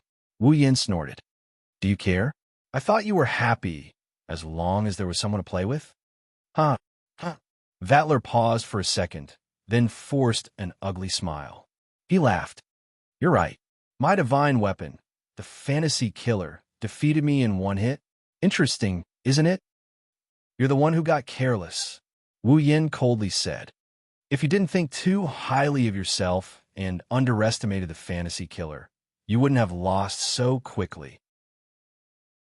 Indeed, Vatler had lost so quickly because he didn't know what Fantasy Killer was capable of. His most powerful familiar had been destroyed in an instant, catching him off guard. If it happened again, even if Wu Yin used the Fantasy Killer, it wouldn't be easy to kill Vatler, who was 1 or 2 levels higher than him, in 10 seconds. Vatler snickered in response to Wu Yan's statement. He looked very ferocious. "Who knows? But thanks to you, I've really enjoyed myself to the fullest this time." Vatler turned his head to look at the artificial island and smiled happily. "Since I've had a lot of fun, you can have Nalacuvula, Wu Yin. As expected, compared to the incomplete 4th primogeniture, your blood is more worth devouring." With that, Vatler supported his body, which had yet to fully recover, and used the special ability of a vampire. He instantly turned into a golden mist and disappeared on the spot. Bam! A second after Vatler left, a muffled sound rang out and the area he was in collapsed. The ground was crushed into powder and the crater almost doubled in size. "Tisk!" Wu Yin put away Fantasy Killer, and he confirmed that Vatler's aura is no longer here. He smacked his lips in annoyance, and he tossed the spear away. Fantasy Killer returned to the gate of Babylon with a burst of crimson spatial ripples. "Damn you, Vatler. You've wasted my time. I won't be so lucky next time." With that, Wu Yin looked at the man-made island that was still emitting black smoke. He turned around and disappeared from where he stood. Kaboom! Ah! A roar similar to an explosion reverberated throughout the artificial island, rolling up bursts of fire and exploding flames. Black smoke filled the air, and screams reverberated in the space. The ground shook violently, as if an earthquake had occurred. Flying iron pieces scattered like raindrops, smashing into the bodies of the Special Administrative Region Garrison team members, causing many to be injured. Flames engulfed many areas of the battlefield. What's going on? As soon as he arrived here, the hellish scene that looked like it was bombarded by landmines came into his view. Wu Yin jumped in fright. Is the battle this intense? Just as Wu Yin finished his sentence, as if to answer his question, a delicate yet authoritative voice came from behind him. Before you even arrived, the battle had already escalated. Natsuki walked out of the void behind Wu Yin with a parasol in hand. She glared at him with a displeased look. Didn't I tell you to stay in school? Why are you still here? Why is this happening? Hearing Natsuki's words, Wu Yin knew that she's not blaming him for leaving the school without permission. She's just unhappy that he allowed her students to be abducted by the Black Death Emperor's men. Normally, Natsuki looked like she didn't care, but in reality, she loved her students very much. She was a classic example of a responsible, caring, hard-spoken, soft-hearted teacher. It's all Vatler's fault. Wu Yin bitterly laughed after he spat out those words. Besides, if you knew someone in the school could decipher Nalakuvala's method of control, why didn't you tell me so I could protect her? Natsuki said unhappily. I don't know much either. I just know a little bit. How can I explain it to you? Wu Yan's bitter smile deepened. Natsuki lifted her head and looked ahead. Enough talk, they're here. Pong. As soon as he finished speaking, a loud voice and a huge figure appeared from the thick black smoke in front of them. Amidst the mechanical sounds of rising and falling, a strangely shaped machine about 7 to 8 meters tall, with a black gold body and 6 mechanical legs, walked over clumsily. It was like a huge mechanical spider wrapped in armor. Its hemispherical head was buried in an oval body, and there were 2 tentacle-like hooks on its front end. The 6 legs covered in heavy mechanical armor moved forward. Along the way, the wreckage of the buildings and armored vehicles were crushed under its trampling. A dazzling red beam shot out from the center of its crystal-like head and swept across the front. It easily tore apart the ground of the artificial island covered in steel and caused a series of explosions. Unlike its clumsy body, the strange-looking 6-legged mechanical spider released a red beam of light at the speed of light. It swept across everything in front of it. Anything that was hit by the beam of light, such as the ground and armored vehicles, were easily cut apart like thin paper. Then, they were blown away together with the intense explosion of flames. Debris and metal shards flew everywhere. Such destructive power far exceeded the standard of normal weapons. It was even stronger than tanks and fighter jets. It was comparable to familiars. Chapter 923. That's Nalakuvara. Wu Yin asked Natsuki in a doubtful tone. Are you sure that a weapon made in ancient times and not something made with advanced technology? Wu Yin asked Natsuki. Are you sure that a weapon made in ancient times and not something made with advanced technology? What do you think ancient weapons are like? Do you think they're like unevolved apes holding stone tools? Natsuki tilted her head and looked at the mechanical spider, which was Nalakuvala. Before the human era, there are still many things that we can't understand. Let's not talk about its appearance. Just look at its power. Do you think it's something that can be made with modern technology? That's true. That's true. Wu Yin sighed. Then, he started doubting himself. But this isn't enough to call it a weapon that can kill a primogenitor and destroy countless civilizations, right? Do you think I haven't thought about this before? Natsuki's expression became slightly more serious. Nalakuvara's current power is indeed incomparable to the rumors. It feels like the rumors have been exaggerated. But I've already tested it, that piece of junk. It can learn from external attacks and evolve its own capabilities. It's immune to all previous attacks. Immune to all previous attacks? Wu Yin frowned. If that's all, it's fine. If we kill in one go, no matter how much it evolves, it's useless.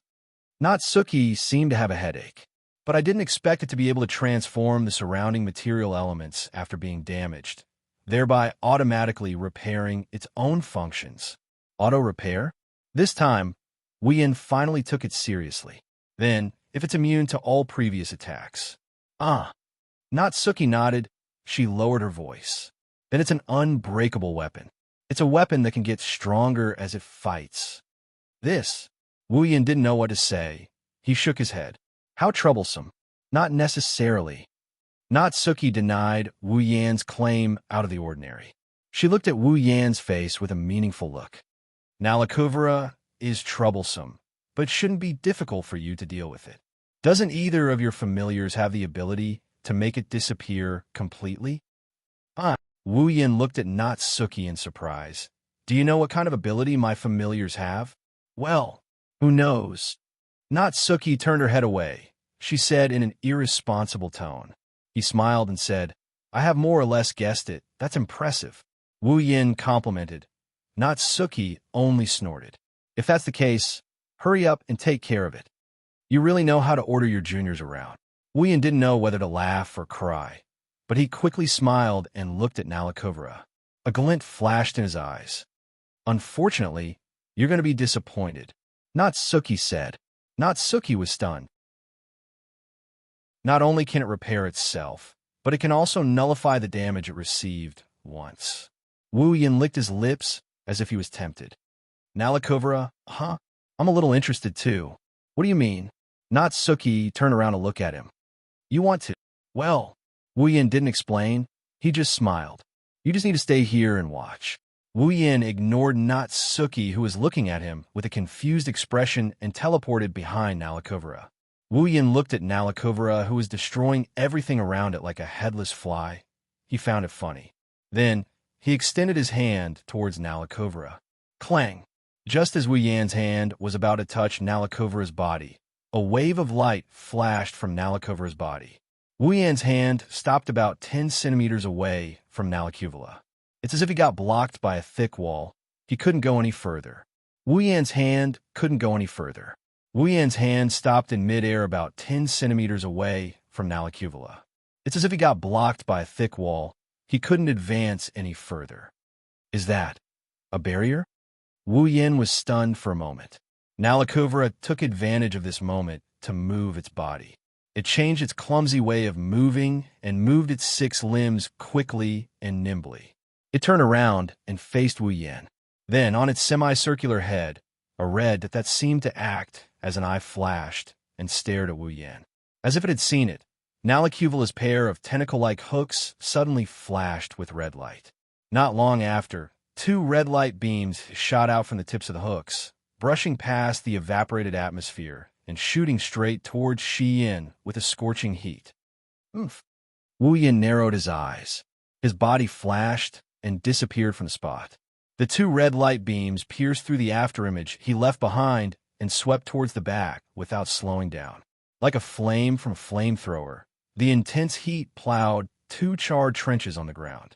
They flashed into the distance and ended the attack with an explosion. Very troublesome indeed. Wu Yin was standing on Nalakovra's back. He looked at the ripples on the barrier under his feet and curled his lips. Looks like I have to deal with this barrier first. Before Wu Yin could finish his sentence, Nalakovra swung its body and flung him away.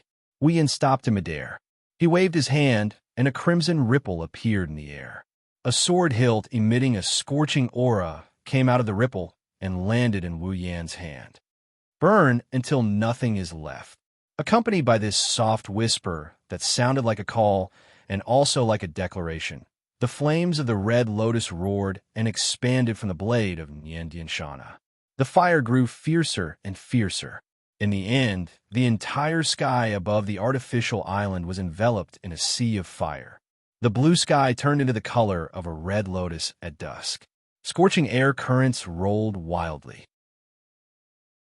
Shortly after, the sea of fire suddenly shrank and swept towards the center like a whirlpool. Like a thundercloud formed by flames, a red lotus fire pillar shot down from the center of the whirlpool and shot towards Nalakovra like a thunderbolt. Bang! In an instant, the flames spread out in all directions like a ring. All the buildings collapsed in an instant, turning into broken rubble that was carried away by the flaming tornado and violently swept away. The artificial island was left in ruins. That idiot! Natsuki's figure flashed at the edge of the artificial island. She couldn't help but curse as she looked at the ruins that were burning in a sea of fire. He went overboard. No matter how much Natsuki grumbled, this artificial island will have to be rebuilt even if it doesn't sink. In a corner of the sea of fire, Nalakovra was like a moth that had jumped into a fire. He swung his huge body and kept struggling. The more he struggled, the weaker his strength became. It's not that it can't hold on any longer. It's just that it's starting to become immune to the red lotus flames. It won't be long before it won't feel any discomfort when moving through the red lotus flames. However, the barrier that had been guarding against external attacks had completely disappeared. Wu Yin grabbed Shauna and moved to Nalakovra's side. He reached out his hand and placed it on Nalakovra's body. Buzz! In the next second, an invisible wave came from Wu Yan's hand. On the back of his hand, a sword-shaped mark made of red dots appeared. A red light enveloped Nalakovra's body. Then, the red light turned into red veins that covered Nalakovra's body. Nalakuvala seemed to have sensed some danger. His body began to struggle violently. However, it didn't take long for his struggles to subside at a speed visible to the naked eye. Eventually, he completely stopped moving and stood still on the spot. Wu Yin smiled when he saw this. Relic transformation. Done. Chapter 924. The large, luxurious yacht, Osinus Grave, was currently pacing back and forth on the surface of the sea, not far from the artificial island, at extremely slow speed, as if it was patrolling and observing something. The front of the bow of the yacht was facing the artificial island that was emitting flames, constantly rising and falling. In the deepest part of the ocean grave is the cargo hold.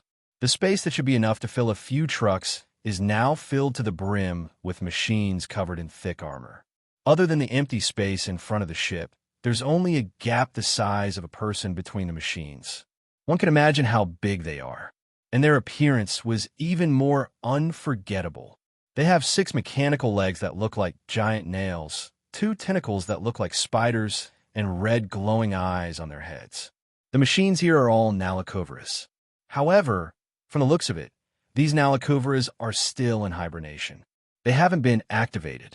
Upon closer inspection, one could see that there were a total of 5 Nalakovras here. Each of them was the same size as the one that was causing a ruckus outside. However, behind the 5 Nalakovras in a row, deep in the depths of the forest, there was another Nalakovra. It seems like there's an even bigger monster placed there. Although it was covered in the same armor as the other Nalakovalas, it was a mechanical body that was covered in armor. However, this monster was twice the size of the other Nalakovalas. It had the same mechanical limbs, but its body was bigger. Its head was not placed at the front of the body. Instead, it was placed at the top of the body like a 3-pronged crown. On top of it, there was a long and slender gun barrel that looked like a launcher. If someone who doesn't know the situation were to see this, they would be shocked. They would be in for a shock. One Nalakuvala almost destroyed the artificial island. If it was allowed to enter Itagami City, the city would be destroyed as well. If there were 6 Nalakuvalas, plus the one that looked even more powerful, then it would be a total disaster. The warlord's domain, which is several times bigger than Itagami City, will be destroyed. When that happens, the Black Death Emperor faction will have achieved their goal. From this, the rumor of the Nalakovras destroying countless civilizations isn't an exaggeration. As for whether or not they can kill the primogeniture, that remains to be seen. However, it doesn't matter to the Black Death Emperor faction. Compared to killing the first true ancestor, the true goal of the Black Death Emperor faction was to destroy the treaty of the sacred domain. And if the first true ancestor's territory, the warlord domain, were to be destroyed, if the first primogenitor's domain is destroyed, the treaty of sanctuary will be destroyed. The world will be engulfed in the flames of war. In other words, whether it was the Orc Doctrine or the Vampire Commander, these were only secondary issues. The Black Death Emperor faction only wanted to stir up a war. At least, that was the current Black Death Emperor faction. At the top of Nalakuvala's head, a man in military uniform stood there. His face was scarred, and his hair was almost white. He looked at the ancient weapon below with a burning gaze. Soon our war will begin. His hands clenched into fists behind his back. He stared at the largest Nalakovra. That's the center of all the Nalakovras. It's the commander of the Nalakovras. As long as he could sit inside and successfully control it, the rest of the Nalakovalas would obey the orders of the commander. Through this, he could control an entire Nalakuvala team. Suppressing the excitement in his heart, the man in uniform picked up a communication device. How's the decoding of the command coming along? It won't be long before they're all done. A powerful voice came from the communication device. The man in military uniform couldn't help but smile evilly. What about the Nalakuvaras outside? They were making a ruckus just now. The voice on the other side of the communicator seemed to be a little excited. It was obvious that he was also a militant. But now, the artificial island has been covered by a sea of fire. I can't see the situation inside. They should still be making a ruckus. Sea of fire? Contrary to the other party's excitement, the man's expression froze and he frowned. Why would a sea of fire appear? Well, we're a little far from there, so we can't see it clearly. Maybe some large flammable items were affected? Hearing the other party's words, the man in military uniform didn't seem relieved at all. Instead, his brows were tightly knitted together as a bad premonition surfaced in his heart. No, something is not right. Following the ominous premonition in his heart, the man in the military uniform said to the communicator, "You guys go to the artificial island and check out the situation." As soon as the man in the military uniform said that, a mocking voice was suddenly heard from below. "Don't bother." "Who is it?" The man in the military uniform narrowed his eyes and looked down. On the open space in front of the Nalakovalas who were lined up in a row, a figure appeared out of nowhere. He was looking up at him with a pair of wine-red eyes that contained a smile. A faint smile hung on his face, causing the man in the military uniform to feel a chill in his heart. When did this person get here? He didn't notice at all. "So you're Christopher? You're Gardosius, right?" The man in the military uniform, Christopher Gardosius, looked shocked. Wu Yin grinned when he saw how shocked Gardos was. "I can't believe you hid so well. It took me a lot of time to find you." Gardosius regained his composure, and his expression gradually returned to normal. "Who are you?" "Attack officer." Wu Yin stopped smiling and shrugged. "Although I'm only an apprentice, I see." Gardosius raised his eyebrows. "You found this place?" "I didn't expect an attack officer from Itagami Island to violate the treaty and trespass on a legally protected ship." "You can sue me," Wu Yin said. "I don't mind. That won't do." Gardos sneered as he grabbed a military dagger from his back and roared loudly. "Because we're terrorists."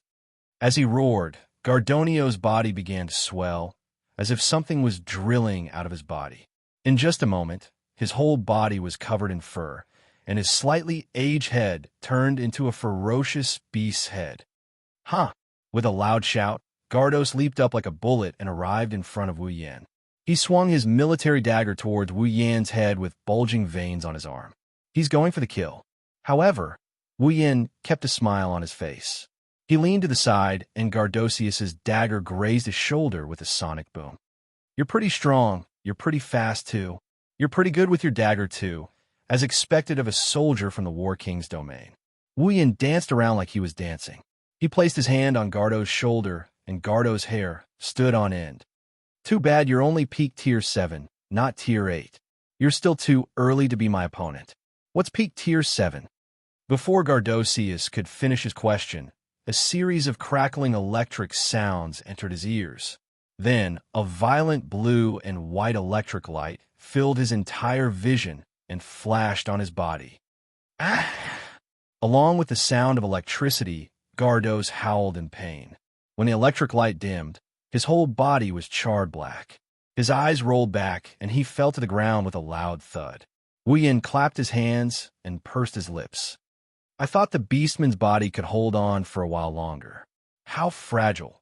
He turned around and looked at the 5 Nalakovalas and the commander. Wu Yin giggled. "Well, but I'll accept your results without hesitation."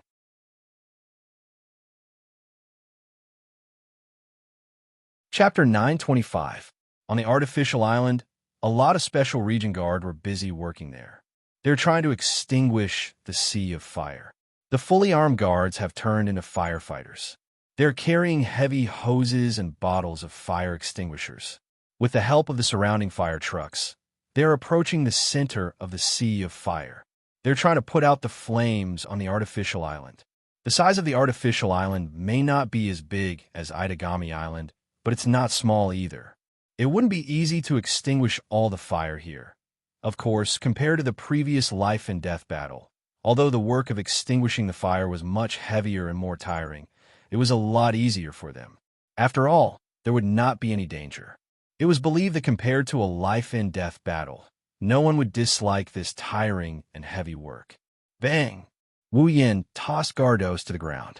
He turned to Natsuki and asked, "What should we do with this guy?" Gardos was a terrorist from Battle Monarch's domain and the current leader of Black Death Emperor faction. Black Death Emperor faction was quite famous in Battle Monarch's domain. Of course, the people of Battle Monarch's domain wouldn't let Itagami City deal with such a serious criminal. Natsuki sighed and said helplessly, "Lock him up for now.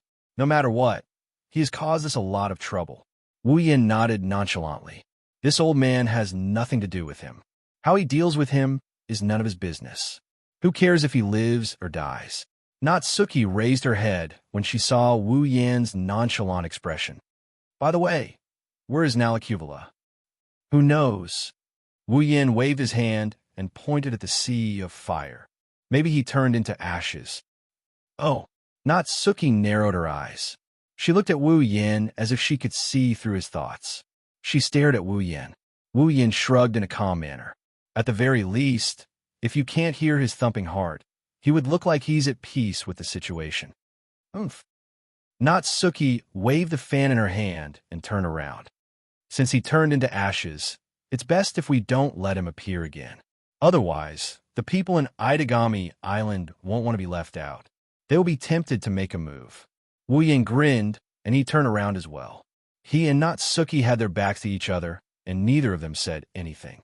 Wu Yan knows that many ambitious people will be tempted by a weapon that can destroy countless civilizations. If it wasn't for the fact that Nalacuvula's control method couldn't be deciphered, a lot of people would have gotten involved, including Itagami Island's higher-ups. Now, the Black Death Emperor sect had openly used Nalacuvula once.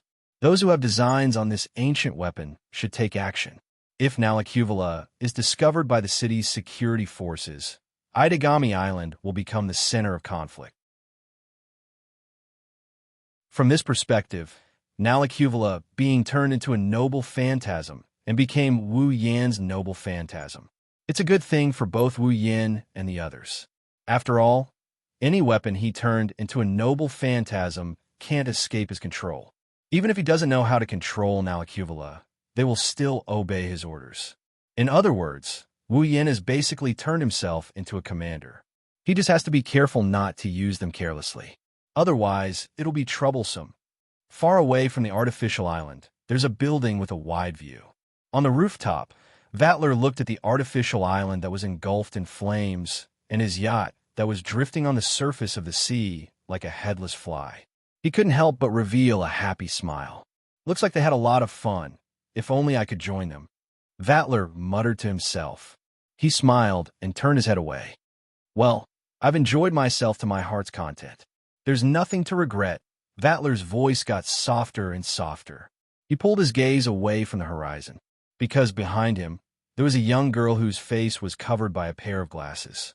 Her expression was completely unclear and the light reflected off her glasses. She slowly walked over, and she was wearing a uniform, Saikai Academy's student uniform.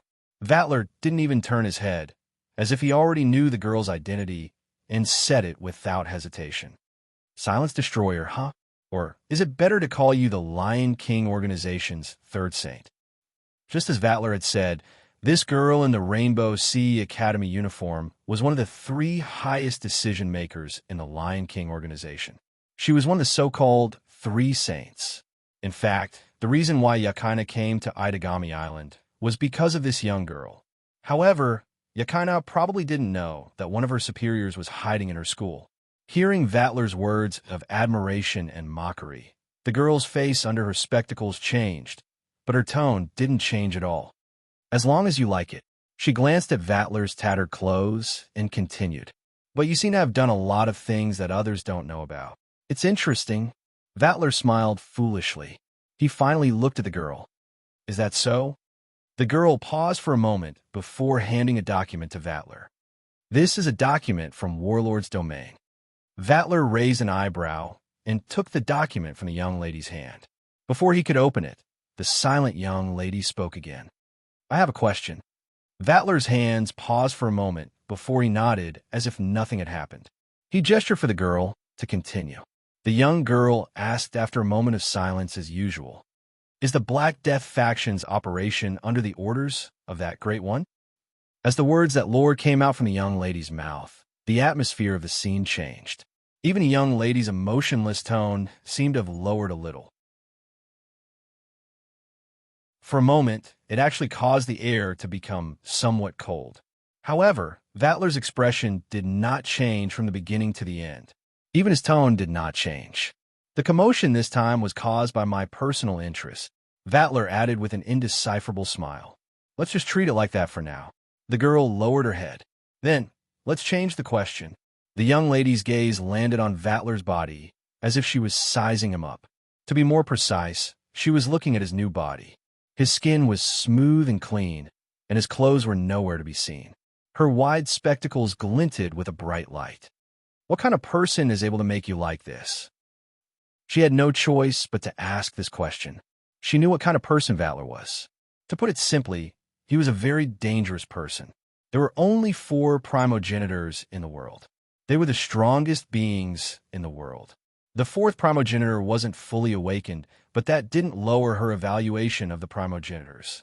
Disregarding the 4th true ancestor who had yet to fully awaken and the other 3 powerful true ancestors, Vatler, who always had a harmless smile on his face, was the most powerful vampire in the entire world.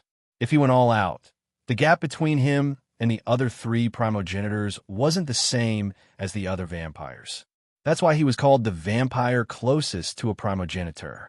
There was no doubt that Vatler's strength was at the forefront of this world. Even so, he had appeared in front of him in such a state. If this was the result of a battle, then what kind of person could have caused Vatler to become like this? The girl had to ask. Vatler paused for a moment and smiled. It was a smile that had never appeared since the girl appeared. It was a smile that was completely different from her previous casual smile. It was a sincere smile. An interesting person. An interesting person? Yes. Vatler stopped looking at the document in his hand.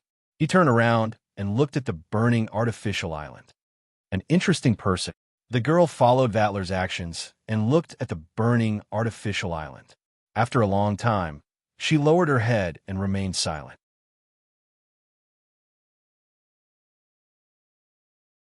Chapter 926. Itagami Island, Southern Residential Area. Nighttime. She was holding a bowl in her hand, and there was a platter of freshly cooked dishes on the table. However, Nagisa remained in the same posture as she held the bowl. She didn't touch her chopsticks, and she sat there in a daze. It was as if her soul had left her body, and her mind was filled with thoughts.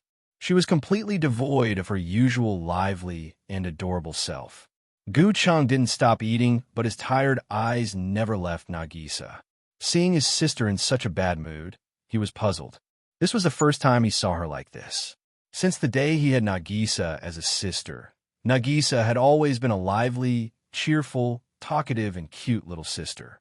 Whether it was before or now, Nagisa had never behaved so strangely. In the past, Nagisa always had a smile on her face. Unlike now, this wasn't like her at all. Nagisa, what's wrong? Gu-chung stopped eating. He looked at the dazed Nagisa and asked worriedly, Nagisa, what's wrong? Nagisa was still in a daze. She didn't hear Gu-chung at all. Nagisa, Nagisa. Gu-chung frowned and waved his hand in front of Nagisa's face. He raised his voice. Nagisa. Nagisa was startled by Gu-cheng's sudden raise of his voice. She came back to her senses and saw Gu-cheng's worried expression. Nagisa quickly regained her smile. What's wrong, Gu-cheng? Huh? I should be the one asking that question. Gu-cheng grew more and more worried after seeing Nagisa's reaction. What's wrong, Nagisa? You don't look energetic. And no, of course not. Nagisa forced an unnatural smile under Gu-cheng's aggressive gaze. She turned her gaze away. This time, no matter how low Gu Cheng's EQ was, he was certain that Nagisa had something on her mind. Nagisa. Gu Cheng put down his chopsticks. He met Sasa's vision seriously. If there's anything, you can talk to me. Nagisa nodded. Nagisa hesitated for a moment, but shook her head. No, it's really nothing. Really? Gu Cheng was doubtful. It's true. Seeing Gu Cheng's doubtful expression, Yi Zichen said.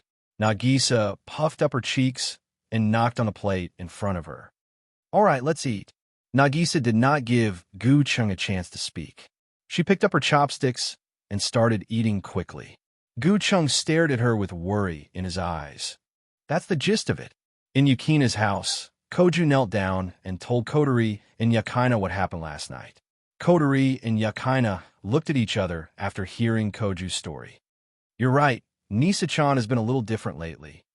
Yakina pondered for a moment before continuing. She's not as cheerful and talkative as she used to be. Sometimes she even gets distracted in class and doesn't realize that she's almost walking into a wall when she's walking. There was one time when she almost got hit by a car when she didn't look at the road. I have the same feeling. Kotori narrowed her eyes. She grabbed the pearl in her mouth and didn't put it in her mouth. Nagisa seems to have something on her mind. Is that so? Did you notice it? Gu Cheng nodded his head in frustration. This has been going on for a few days now. She doesn't look any different from before, but she's always spacing out for no reason. She doesn't even have the energy to eat. This isn't like her at all. There must be something wrong with Nagisa, but she doesn't seem to want to be honest with me at all. Gu Cheng prostrated himself on the ground. That's why I'm begging you. Goku. Yakina. With a pleading expression, Gu Cheng said pitifully, please help me talk to Nagisa. You're both girls and good friends. Nagisa should be willing to share her troubles with you. Please help me. Kotori and Yakina sighed. Kotori and Yakina smiled bitterly. Senpai, don't worry. Yakina said, I'm also worried about Nagisa-chan. I'll help you. Well, Kotori bit her lollipop and waved her hand. Let's try asking Nagisa and see if we can get anything out of her. Thank you so much. Gu Cheng was so moved that he cried out. As he was too emotional, he knocked his head hard against the ground, causing him to cry out in pain. Kotori and Yakina couldn't help but laugh in their hearts. That night, Kotori and Yakina called Nagisa to Yukina's home. Yukina's expression was tense. Her back was straight and her face was stern. She gave off a strange feeling of oppression. Kotori was much more casual, but her eyes were locked on Nagisa. Nagisa was intimidated by their auras, so she shrank back a little. Kotori-chan, Yukina-chan. Nagisa raised her hand weakly. Why are you looking for me? Kotori glanced at Nagisa before exchanging a glance with Yakina. She was the first to speak. Nagisa, you seem a bit off lately. Nagisa was surprised, but she waved her hand. Oh, what's wrong with me? Nagisa is still the same as before.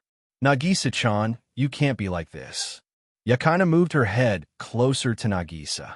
We're friends. You can't lie to a friend. Nagisa opened her mouth and wanted to argue, but when she saw how serious Yakina was, she couldn't bring herself to say anything. Nagisa glanced at Kotori and pursed her lips. She lowered her head like a child who did something wrong. I'm sorry, Kotori-chan, Yukina-chan. Kotori and Yakina breathed a sigh of relief when they saw Nagisa lowering her head and apologizing. They finally smiled. Nagisa-chan. Yakina held Nagisa's hand and asked gently, what's troubling you? Tell us, we'll help you. This. Nagisa's eyes flashed with a trace of distress. She looked at Kotori, who was also looking at her. A small teardrop appeared at the corner of her eye. Kotori and Yakina didn't say anything either. They stared at Nagisa, waiting for her to speak. Nagisa clenched her teeth. Their reaction made her suppress her worries for a long time come back to her. Kotori-chan. Nagisa turned to face Kotori and closed her eyes as if she had made up her mind. Then, she started sobbing, her voice filled with guilt. I'm sorry. Kotori froze. She asked in confusion. Why are you apologizing all of a sudden? Kotori-chan. Nagisa pouted. She looked sad. Nagisa wronged Kotori-chan. Something wrong? Kotori was stunned. Nagisa didn't look like she was faking it. She frowned. What happened? Nagisa flinched and bit her lips in fear. Yakaina, who was holding her hand, could feel Nagisa's trembling hand. Yakaina tightened her grip on Nagisa's hand as if to give her courage. She looked at her with an encouraging smile on her face. Feeling the warmth from Yukina's hand, Nagisa's courage increased. She took a deep breath, hesitated for a moment, and finally decided to throw caution to the wind and yelled out loud. I kissed Sensei. I kissed Sensei. I kissed Sensei. I kissed Sensei. I kissed Sensei. In the hall, Nagisa's venting voice reverberated clearly in the hall. Kotori and Yakaina heard it. The two girls' pupils dilated and their expressions changed drastically. In the end, they became sluggish.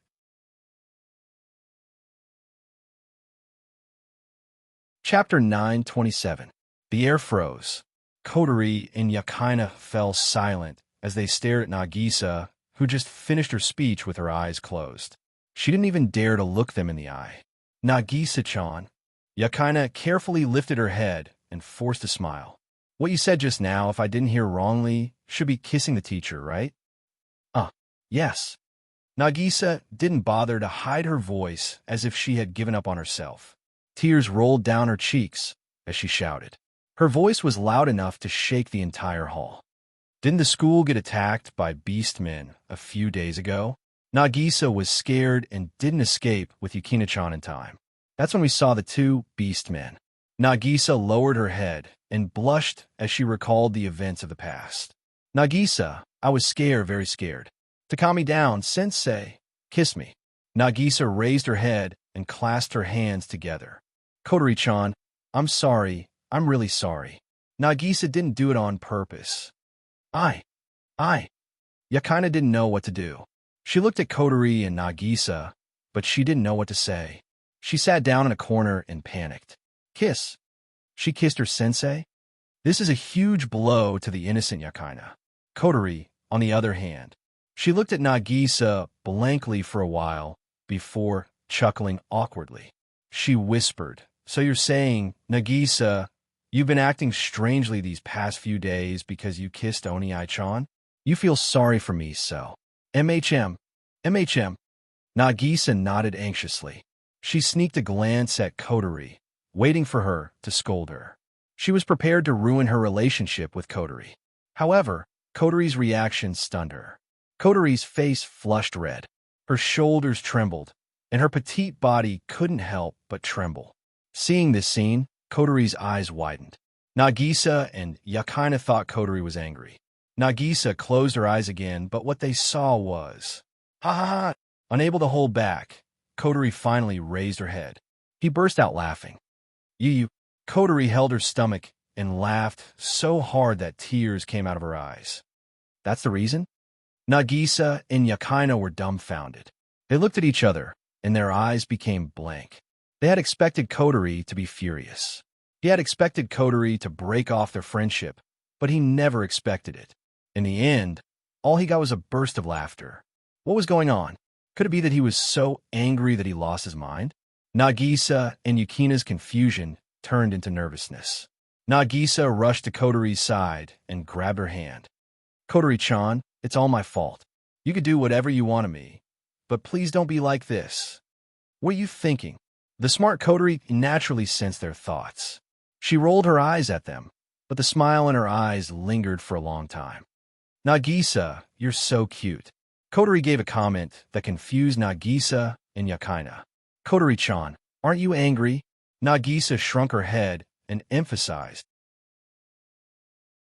I kissed Sensei, lips to lips, that doesn't count, right? Yakaina smiled awkwardly, as if she was trying to smooth things over. Sensei only wanted Nagisa-chan to calm down, so he had no choice but to do it. All right, you too. Don't look like you're afraid I'll get angry. Kotori's expression relaxed. She opened a treasure casually. Just because of a kiss, you've been acting so strangely lately. Nagisa, you're really cute. It's just a kiss. Nagisa blinked. She didn't know how she should react now. Oh, it's just a kiss. Logically speaking, it's normal to be angry when the person you like kissed another girl, right? Nagisa witnessed the relationship between Kotori and Wu Yan. They're not just normal siblings, they're lovers. Not only was Kotori not angry, she even said it was just a kiss. Nagisa had never been in a relationship before, so she wasn't sure what was going on with Kotori. Nagisa didn't know that Kotori's so-called lover had done it countless times, let alone kissing other girls. And it wasn't just one girl either. If Kotori would get angry just because he kissed another girl, she would have been pissed to death. Kotori's red eyes turned, and she smiled devilishly. Then, Nagisa, do you like my brother? Huh? Nagisa was shocked. Yakina was also shocked. The two looked at Kotori in disbelief. It took a while for Nagisa to react. She waved her hands frantically. And no, don't be in such a hurry to deny it. Kotori interrupted Nagisa with a mischievous grin. Yakina already said that friends shouldn't lie. If you lie to me, I'll really get angry. Nagisa was taken aback for a moment before she finally calmed down. She rubbed her hands together and pondered for a moment before shaking her head and giving an answer. I don't know either. Nagisa didn't know how to feel about this. Originally, she had a phobia of demons. Although she didn't hate demons, it was impossible for her to get along with them peacefully. The first time she met Wu Yan, Nagisa showed her fear of demons. At that time, she was only afraid of Wu Yan. When Wu Yan became her teacher and showed a humorous and gentle personality, Nagisa became curious about him. Coupled with Wu Yan's heaven-defying cooking skills and the time they spent together, Nagisa gradually accepted Wu Yan. She finally let go of her fear and accepted him. But that's all. That day, when the Black Death Emperor faction attacked, Wu Yan used extreme methods to force Nagisa to calm down. Nagisa's pure curiosity and acceptance were messed up. Nagisa didn't know how she should face Wu Yan. She didn't know what kind of emotions she should be feeling. Kotori narrowed her eyes into crescents and spoke. Her words shocked Nagisa and Yakina. So that's how it is. Nagisa, why don't you woo Big Brother? What? Nagisa was stunned. Woo sensei. Yakina was confused. No matter what, he's your first kiss, right? Kotori said. Since you don't know how you feel about Big Brother, why don't you try? Maybe you'll get an answer? But, Kotori-chan, Nagisa stuttered. Sensei, isn't he your lover? It doesn't matter, Kotori said. I don't mind. Kotori didn't scare Nagisa to death. Nagisa widened her eyes. But he's my sensei, Nagisa. Kotori looked at him as if she expected better from him. He's a vampire. His life is endless. Do you need to care about age and identity? We're just teacher and student. We're siblings. Kotori put her hands on Nagisa's shoulders and smiled. So Nagisa, don't worry and go after him. Don't worry. Kotori's eyes lit up as if she's back in Ratatoskr. I'll help you. Nagisa's mouth opened wide. Her mind went blank when she saw how eager Kotori was to make her love rival. She didn't even know how she got home. As for Yakina, her worldview was destroyed when she saw the ridiculous scene. Her head almost exploded. She remained in a daze until the sun went down.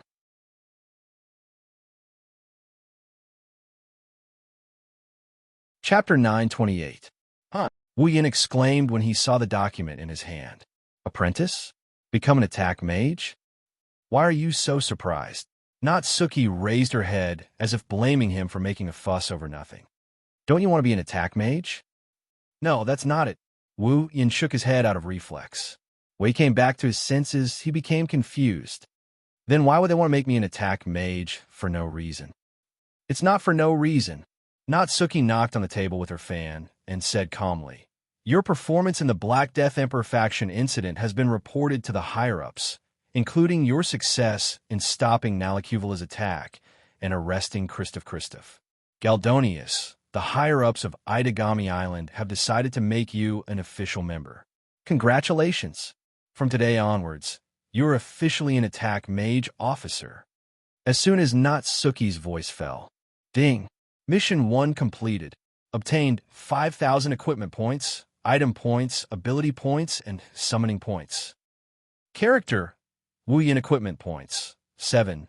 170 item points, 1265000 ability points, 6000 summoning points, 7 300 level, 80.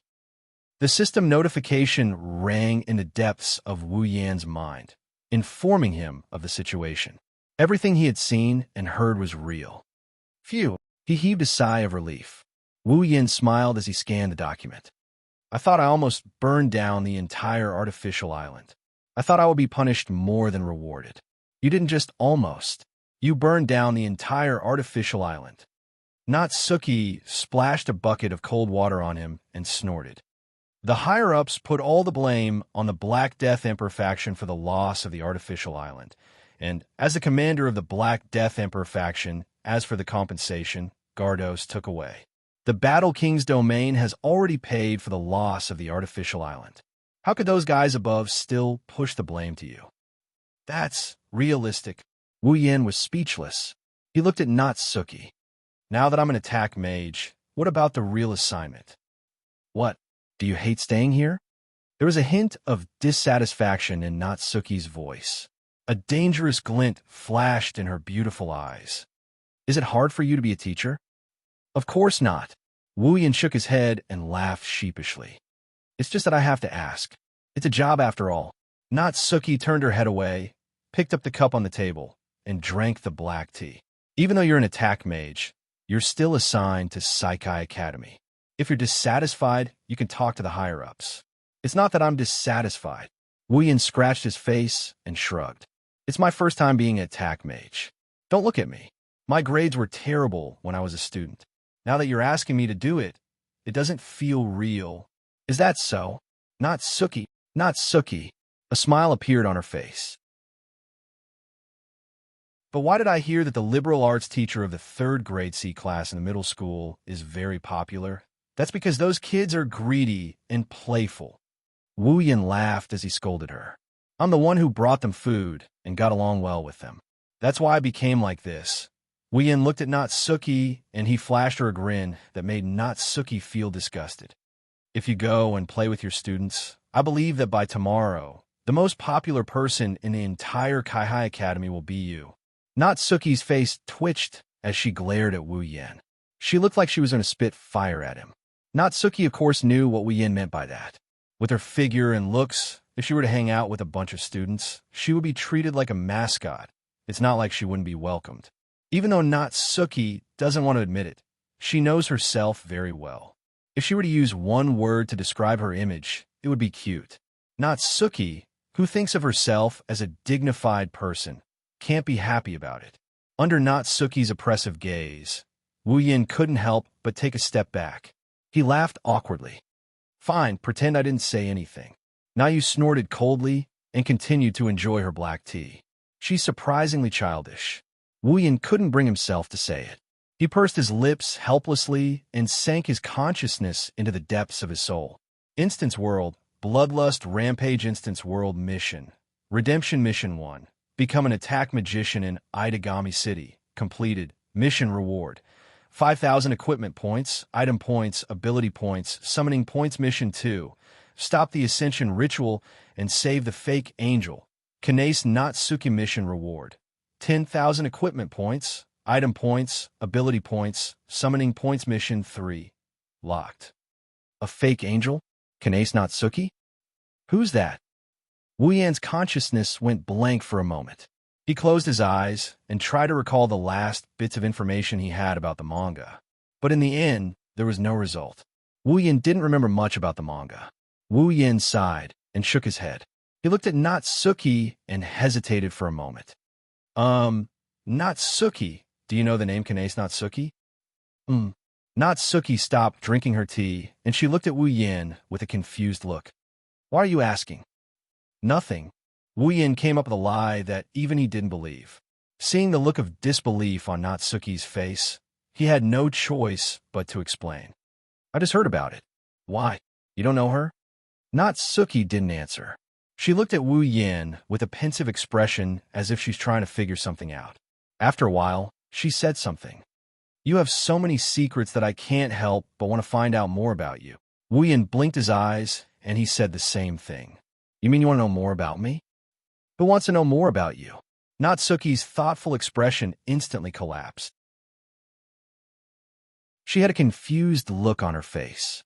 Why would you come to such a conclusion? Well, isn't that normal? Wu Yin crossed his arms in front of his chest, like it was a given. Aren't you already 26 years old? It's understandable that you would be interested in men. A cross appeared on Natsuki's forehead. It moved along with her eyebrows. Wu Yin didn't see it. He was still talking to himself. Most girls at 26 years old have at least 1 or 2 boyfriends, right? But Natsuki, I don't think it's possible for you to have a boyfriend. Slap, slap, slap. More and more crosses appeared on Natsuki's face. Natsuki's delicate face twisted slightly. No matter what, even if you look like a child, you still have to have a boyfriend. Otherwise, people will treat you like a child. Pa pa pa. Sounds rang out, and Nayu's forehead was filled with crosses. But with your current appearance, many people will treat you like a child. Is it because of this that you can't have a boyfriend? Hey, don't tell me you really can't get a boyfriend. Nayu lowered her head, and her bangs covered her face. Then, a gloomy voice escaped from her lips. Are you done? Ugh. Wu Yin finally looked at Natsuki. He sensed danger when he saw her blindfolded face. His tone turned cautious. Natsuki, as if replying to Wu Yin, Natsuki raised her head. Her expression was gloomy. She swung her fan at Wu Yan's mouth. Is this the mouth that keeps saying you have a boyfriend? Wah! Wu Yin shrieked as he dodged the incoming fan. Before he could take a breather, though, a cup of black tea with a temperature of over 90 degrees came crashing down on his head. Wu Yin flinched, and he used space shift to disappear from where he stood. Natsuki bitterly curled her lips and turned around.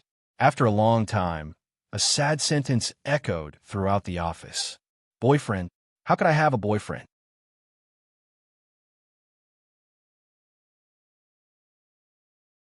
Chapter 929. Sigh. Wu Yin sighed on his way to the middle school classroom. I wanted to ask her about it, but I got carried away after completing the mission. Natsuki is probably still mad. Wu Yin shook his head and patted his cheeks to cheer himself up. Forget it. I just completed the first mission. Why should I be in such a rush? I'll ask around later. With that thought in mind, Wu Yin's mood improved and he quickened his pace. Wu Yin didn't notice that in a corner not far behind him, a few figures poked their heads out from behind a wall and looked in his direction. Good, I wasn't discovered. Kotori nodded as she watched Wu Yin walk away. She's wearing Saikai Academy's junior high school uniform. She's wearing this uniform so that she can sneak into Saikai Academy. It's not impossible for an outsider like her to sneak in, but it's a little troublesome. That's why Kotori borrowed Nagisa's uniform. She's about the same size as Nagisa, so she does look like a student wearing it. Speaking of which, Kotori was only 15 years old. In her own world, she was just a middle school student. Even though she was the commander of Ratatoskr, she still had to study. After all, her sister Shirori didn't know Kotori's true identity. If she said she didn't want to go to school, she would probably. Shirori even had the urge to hit her. Are you ready? Kotori turned around and looked at Nagisa. Let's start if you're ready. Wait. Nagisa yelled in panic. She twisted her body uneasily and blushed. Is this really okay? Don't worry, it'll be fine. Kotori puffed up her chest with confidence. I used to do this kind of thing. Do this kind of thing? Nagisa tilted her head in confusion. What do you mean? Nothing. It's nothing, don't mind it. Kotori waved her hand and pulled Nagisa out of the classroom. Don't worry and go. I'll be here to support you. Nagisa swallowed her saliva involuntarily. Her small face was filled with nervousness, so much so that even her footsteps seemed weak when she walked out of the corner. There was no way she wouldn't be nervous. Nagisa's personality was lively and cheerful. Other than the demons, she liked to make friends with everyone, no matter who it was. Nagisa was also good at interacting with others. But this time was different. This time, Nagisa was using the name of courtship to interact with others. No matter how cheerful she is, Nagisa is only 14 or 15 years old. She has feelings for love, but she didn't expect it to come so soon. Even for her, at this moment, her heart was beating several times faster than before, even though Kotori was the one who instigated her to do so. Don't be nervous. You'll lose half the battle if you're nervous, Kotori said, as if she's experienced. He said, just act like how you usually do. Walk over and greet him openly. Then give him the things openly. It's okay. We're here to watch, right? Kotori's last sentence was directed at Yukina, who couldn't get a word in. Why, yes. Yukina's face was stiff as she nodded awkwardly. Her face was red. It was the first time Yukina encountered something like this. Even if she wasn't the one trying to woo the guy, she was still embarrassed. Yukina still couldn't get over it. She looked at Kotori and asked with a bitter smile, "But is this really okay?" Yukina couldn't understand. That's the guy she likes, right? He's also her lover, right? But why would Kotori ask another girl to woo her lover? Yukina couldn't understand the meaning behind this action, and, judging from Kotori's expression, it seemed like she understood it quite well. This made Yukina's heart feel like it was floating and all kinds of surreal. Does Kotori often help others woo their other halves? Yukina's guess is half correct. As the commander of Ratatoskr, Kotori has done a lot of things to help others get the opposite sex. Otherwise, Toka, Yoshino, and Kurumi wouldn't have ended up in Wu Yan's arms. What's the point of saying this now? Kotori glanced at Nagisa and Yukina with a decisive expression. Since we've come this far, we have to keep going. That's true. You're right. Nagisa and Yukina both had a conflicted expression. But why do I feel like something's wrong? All right, let's not talk about it anymore. He's almost gone. Kotori impatiently waved the jewel in her hand and revealed a malicious expression in her commander mode. Then, she pushed Nagisa out of the corner without giving her any chance to protest. Let's begin, Caesar, our date of war. Nagisa was caught off guard and was pushed out of the room. Kotori grabbed Yukina and ran away without a trace. Seeing this, Nagisa opened her mouth wide and shouted in shock. Didn't you say you were going to support me? Why did you run away? What support? What do you mean run away? At this moment, a confused voice came from behind her, causing her to freeze. What's wrong? Nagisa? Wu Yin blinked when he saw Nagisa's frozen expression. Why are you screaming and yelling? Could it be that some perverted high school student who attacked middle school students is chasing you? This is the attack mage teacher who attacked his own sister as well as a middle school student. Nagisa dryly laughed. She shook her head like a rattle drum. She blushed when she saw Wu Yan's face. Her heartbeat sped up. Nagisa hasn't been alone with Wu Yan since the day she kissed Wu Yan. Nagisa had the urge to run away whenever she thought of that day. Now, the same urge appeared in her heart again. On the contrary, Wu Yan had a calm expression on his face, as if he had already forgotten about the events of that day. He looked like one of those heartless bastards who had taken advantage of him and then left. He turned around. It's about time to go to class. Let's go. Nagisa panicked when she heard Wu Yan's words. She subconsciously called out to him. Wait. Wu Yan stopped and turned around. What? Is there a problem? Nagisa forced a smile. She looked around nervously and glanced at Wu Yan. In the end, she gave up. Let's do as Kotori-chan says. Sensei. Nagisa raised her head and mustered her last bit of courage. I have something to give you. Something to give me. Wu Yan paused for a second. What is it? Nagisa gritted her teeth and took a deep breath. Then, she raised her hand that had been hiding behind her back. There was a box in her hand. A lunchbox. Nagisa made this herself. Nagisa yelled with her eyes closed as if she was trying to hide her nervousness. Sensei, try it. You made it yourself? Wu Yan looked at Nagisa in surprise. He chuckled. How rare. I didn't expect you to give me a lunchbox. Wu Yan took the lunchbox from Nagisa's hand and shook his head. I thought you only came here to freeload. What? Nagisa puffed up her cheeks and looked at Wu Yan angrily. When she saw Wu Yan smile, she panicked and looked away. This is a normal thank you gift. Oh, you're surprisingly polite. Wu Yan touched the still warm lunchbox and waved Nagisa over. Let's go back to the classroom. It's time for lunch. Those brats should be eating already. Let's go join in the fun. Oh, okay.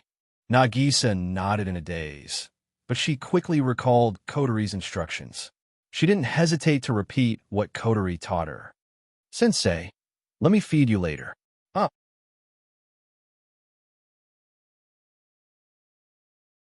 Chapter 9:30.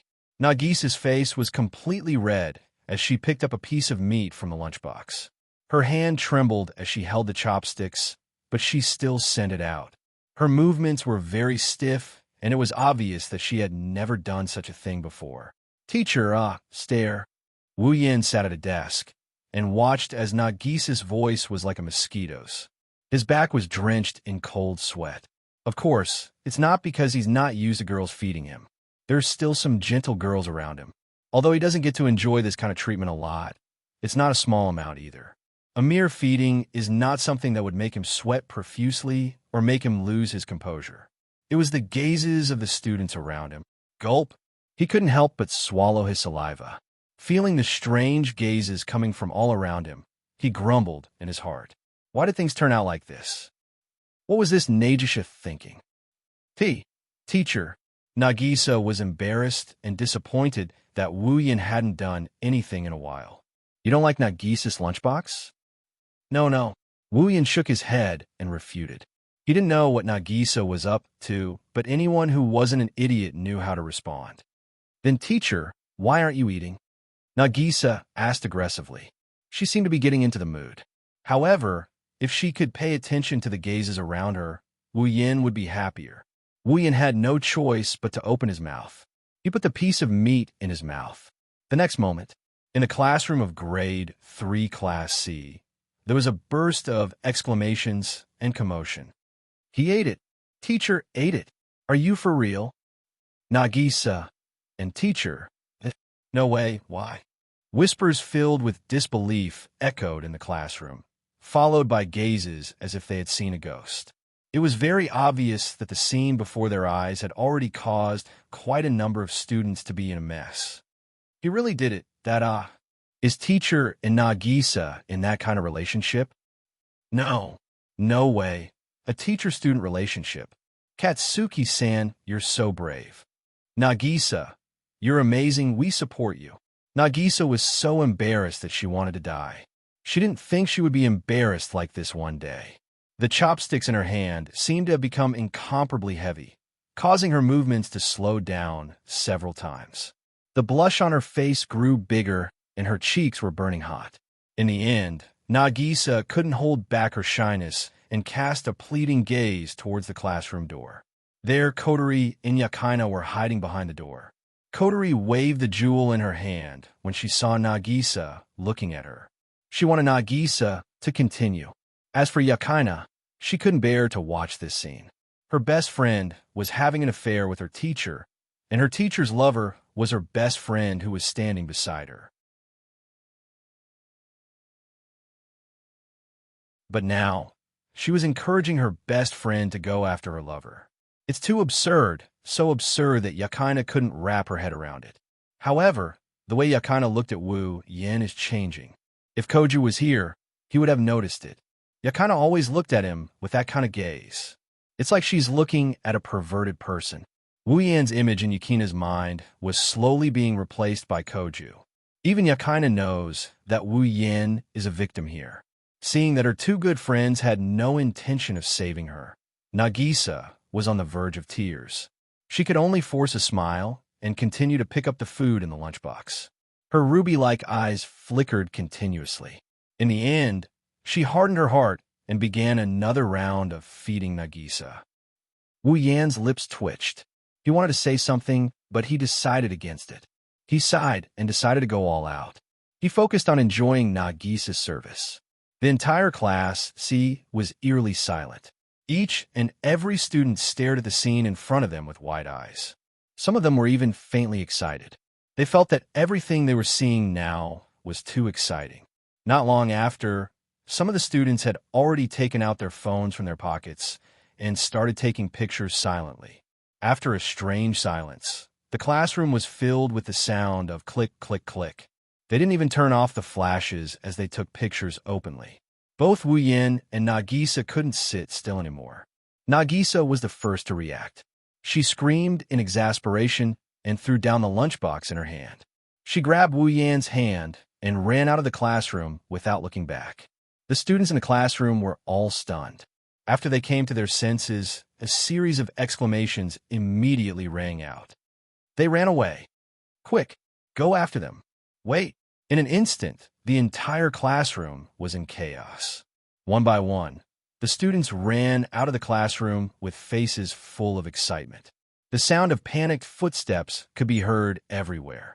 They rushed out of the small classroom door like a school of fish. Kotori jumped out from behind the door and yelled at Yakaina. Quick, let's go after them. Why? Yakaina seemed to be scared by her classmates' enthusiasm. She was stunned. Don't ask. Kotori grabbed Yukina's hand and ran out. Let's go after them. W8. It's noon. The students who didn't go home and didn't go to the cafeteria were chatting while eating their lunchboxes. As they ate, it was unknown if the food in the cafeteria was not as good as the food at home, but many students stayed in the classroom and enjoyed the lunchboxes they brought. They shared tables with their friends and ate with each other. From time to time, they would tease each other, probably mocking the other party's food for not being as good as theirs. In short, this scene was very harmonious and gave people an unusual sense of tranquility.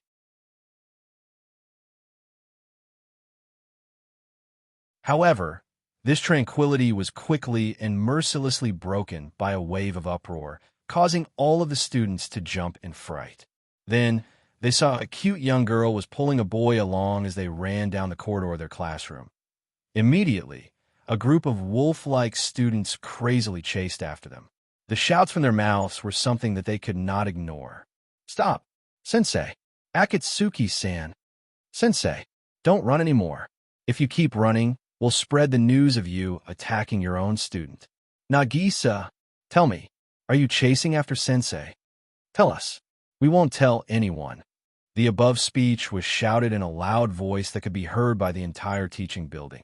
Those students who were eating spat out all the food in their mouths when they heard the content of the conversation, spraying the faces of their friends sitting opposite them. Some even choked on the food they had just swallowed and pounded their chests in pain. However, this did not stop their hearts from bursting with gossip. Sensei attacking students? Students chasing after their own sensei. Oh my God. Who? Who is it? Quick, let's catch up and see. Okay, chase. The above statements were made in almost every classroom that was visited by a large group of people who were being chased by a large group. And after a period of chasing, this large group has already visited all the classrooms in the junior high department. From the classrooms, groups of students followed the fish and ran towards the large group that was chasing after them. They even joined in, causing the entire group to become even larger. Not long after, shouts, exclamations, footsteps, and all sorts of sounds reverberated crazily in the entire teaching building of the junior high school, causing the tall teaching building to tremble. Wu Yan and Nagisa had a look of despair on their faces as they looked at the increasing number of pursuers and the unrestrained shouts of their pursuers. Perhaps tomorrow, the rumors of the teacher who laid his hands on the student and the student who laid his hands on the teacher would spread throughout the entire Kaihai Academy, adding an unsightly stroke to their wonderful lives. The two of them are in despair. They can only run as fast as they can to vent their frustrations.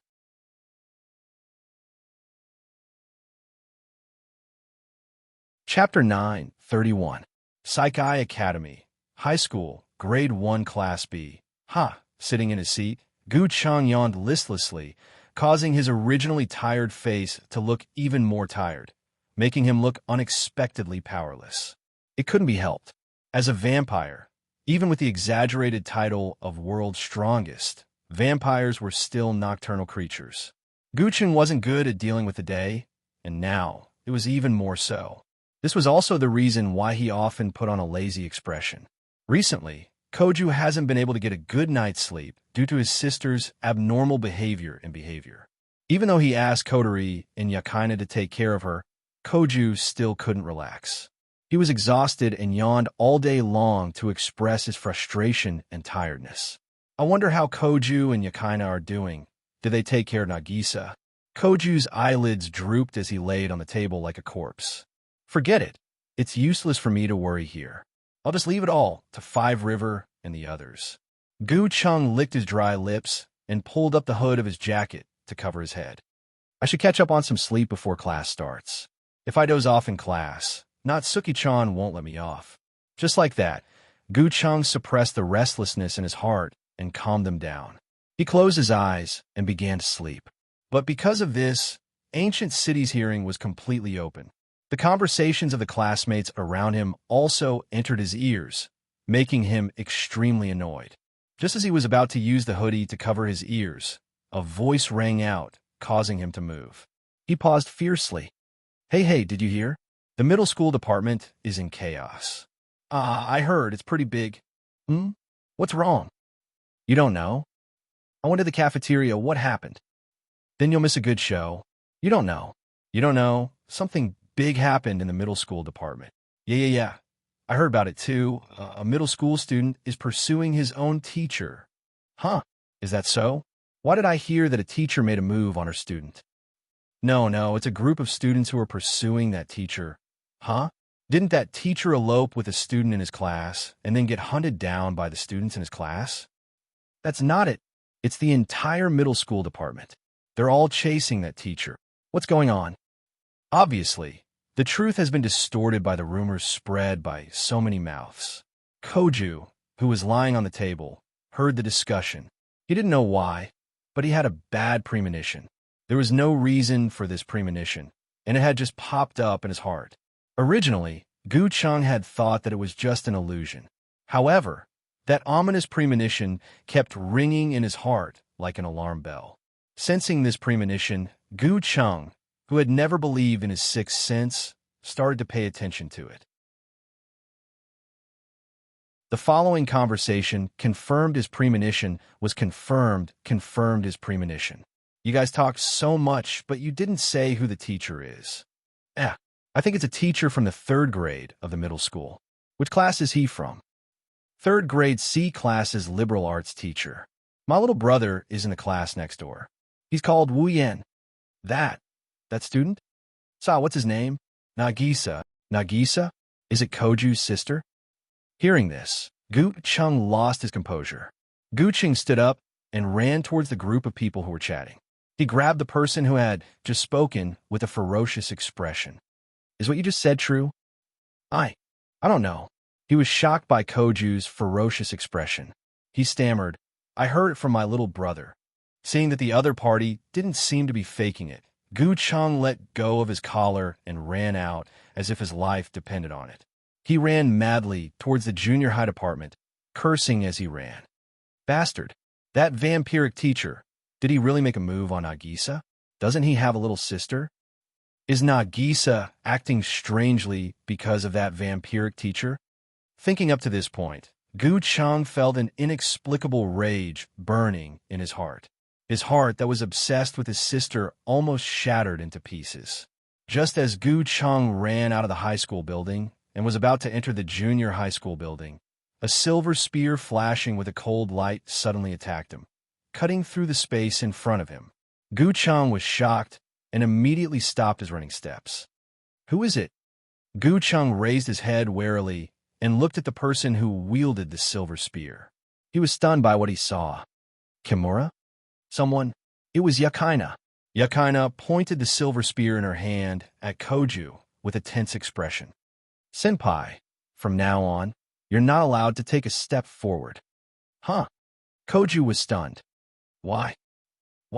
Yukina's tense face collapsed, and she revealed a mischievous smile. I want to know why. What kind of answer is that? What's going on? Anyway, Yakina regained her composure. Senpai, stay here. How is that possible? Koju shouted. Nagisa is facing the greatest danger in her life. I have to save her. Then Senpai. Yakina turned the silver spear in her hand with a dangerous expression. You have to get past me first. Why'd it turn out like this? Koju roared at Snowy. He felt like he was going crazy. If that's the case, Don't even think about stopping me. Kimura. Koju charged at Yakaina without hesitation. From now on, this is my battle. No, senpai.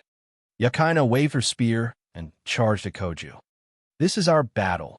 Driven by his obsession with his sister, the fourth true ancestor, Koju, finally made a move against his watcher for the first time. Koju, on the other hand, seemed to be fighting the senpai who wanted to protect his sister's happiness. In the distance, Kotori nodded in satisfaction as she watched this scene. She was the one who ordered Yakaina to stop Koju.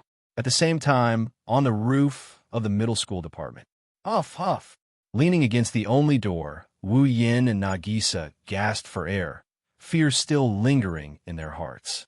Being chased by all the students in the middle school department, that's a lot of pressure. Plus, she kept asking if they're dating. Even Wu Yin, the true ancestor of vampires, felt exhausted, let alone the sickly Nagisa. It's over. Nagisa hugged her head in pain.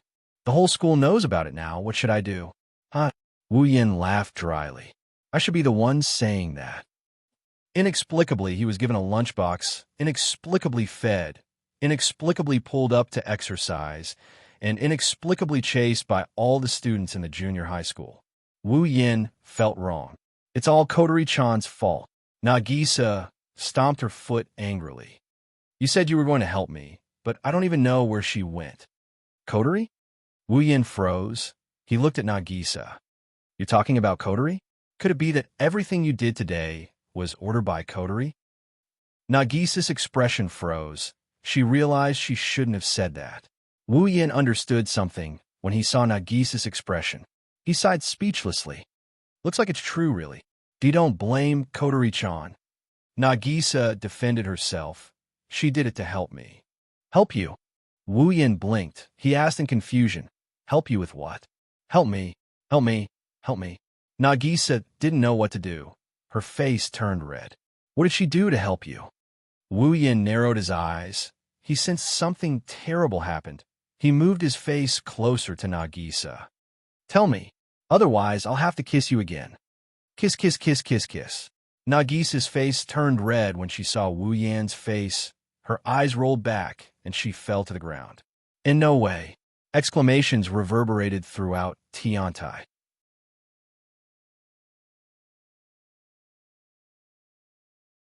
Chapter 9:32. Saikai Academy, Infirmary. Seriously.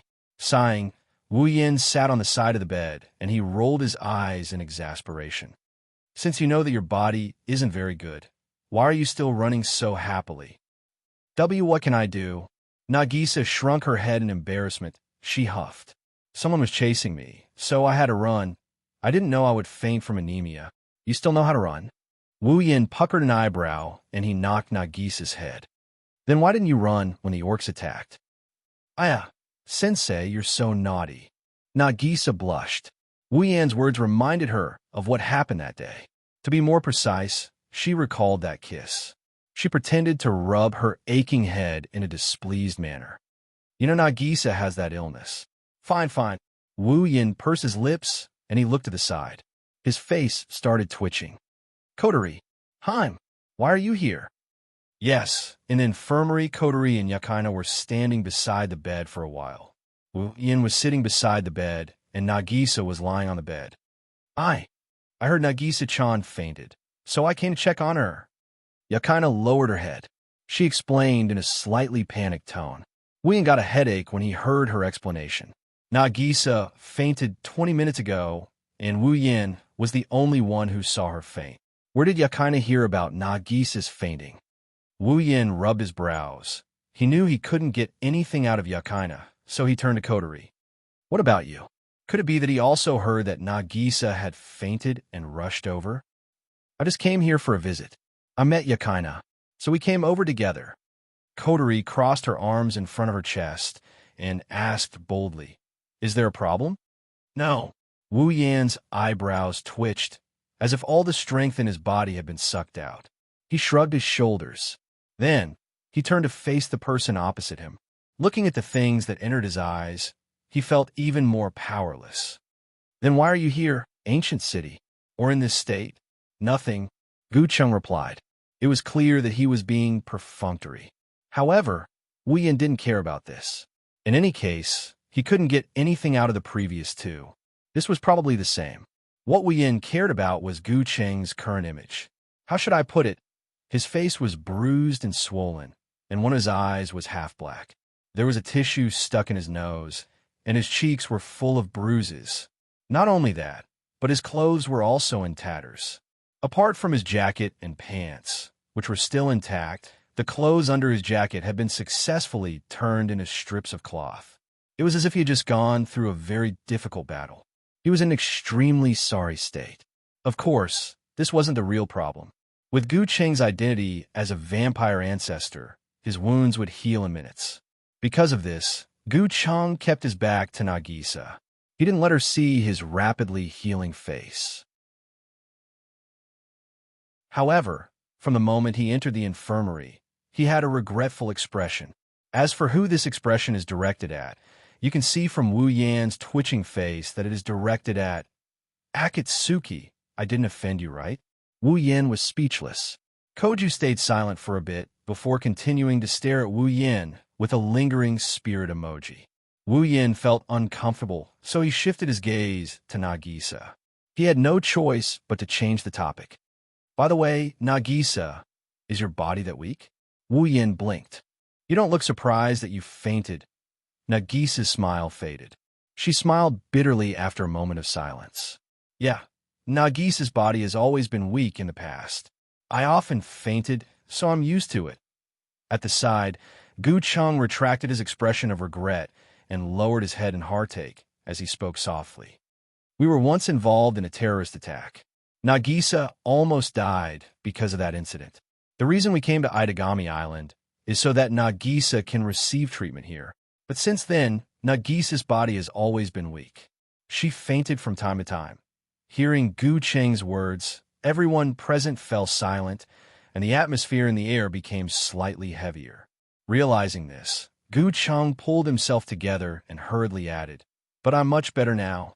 It's been a long time since I fainted." Kotori and Yukina's expressions lightened up. Wien looked at Nagisa, and he sighed. Then, did Nagisa's phobia of demons start at that time as well? Gu Cheng hesitated for a moment before nodding his head in response. Seeing this, everyone immediately understood. The culprit of that terrorist attack should be the demon race. Don't be so listless. Nagisa couldn't stand the atmosphere. She smiled and tried to smooth things over. Isn't Nagisa full of energy now? She's running around all day. She can even join the cheerleading squad, participate in the sports day. She's very active in PE class. She's no longer a problem. Running around all day is no problem. Wu Yin pulled a long face and looked at Nagisa with a half smile. Then who was the one who fainted from anemia after running around for a while?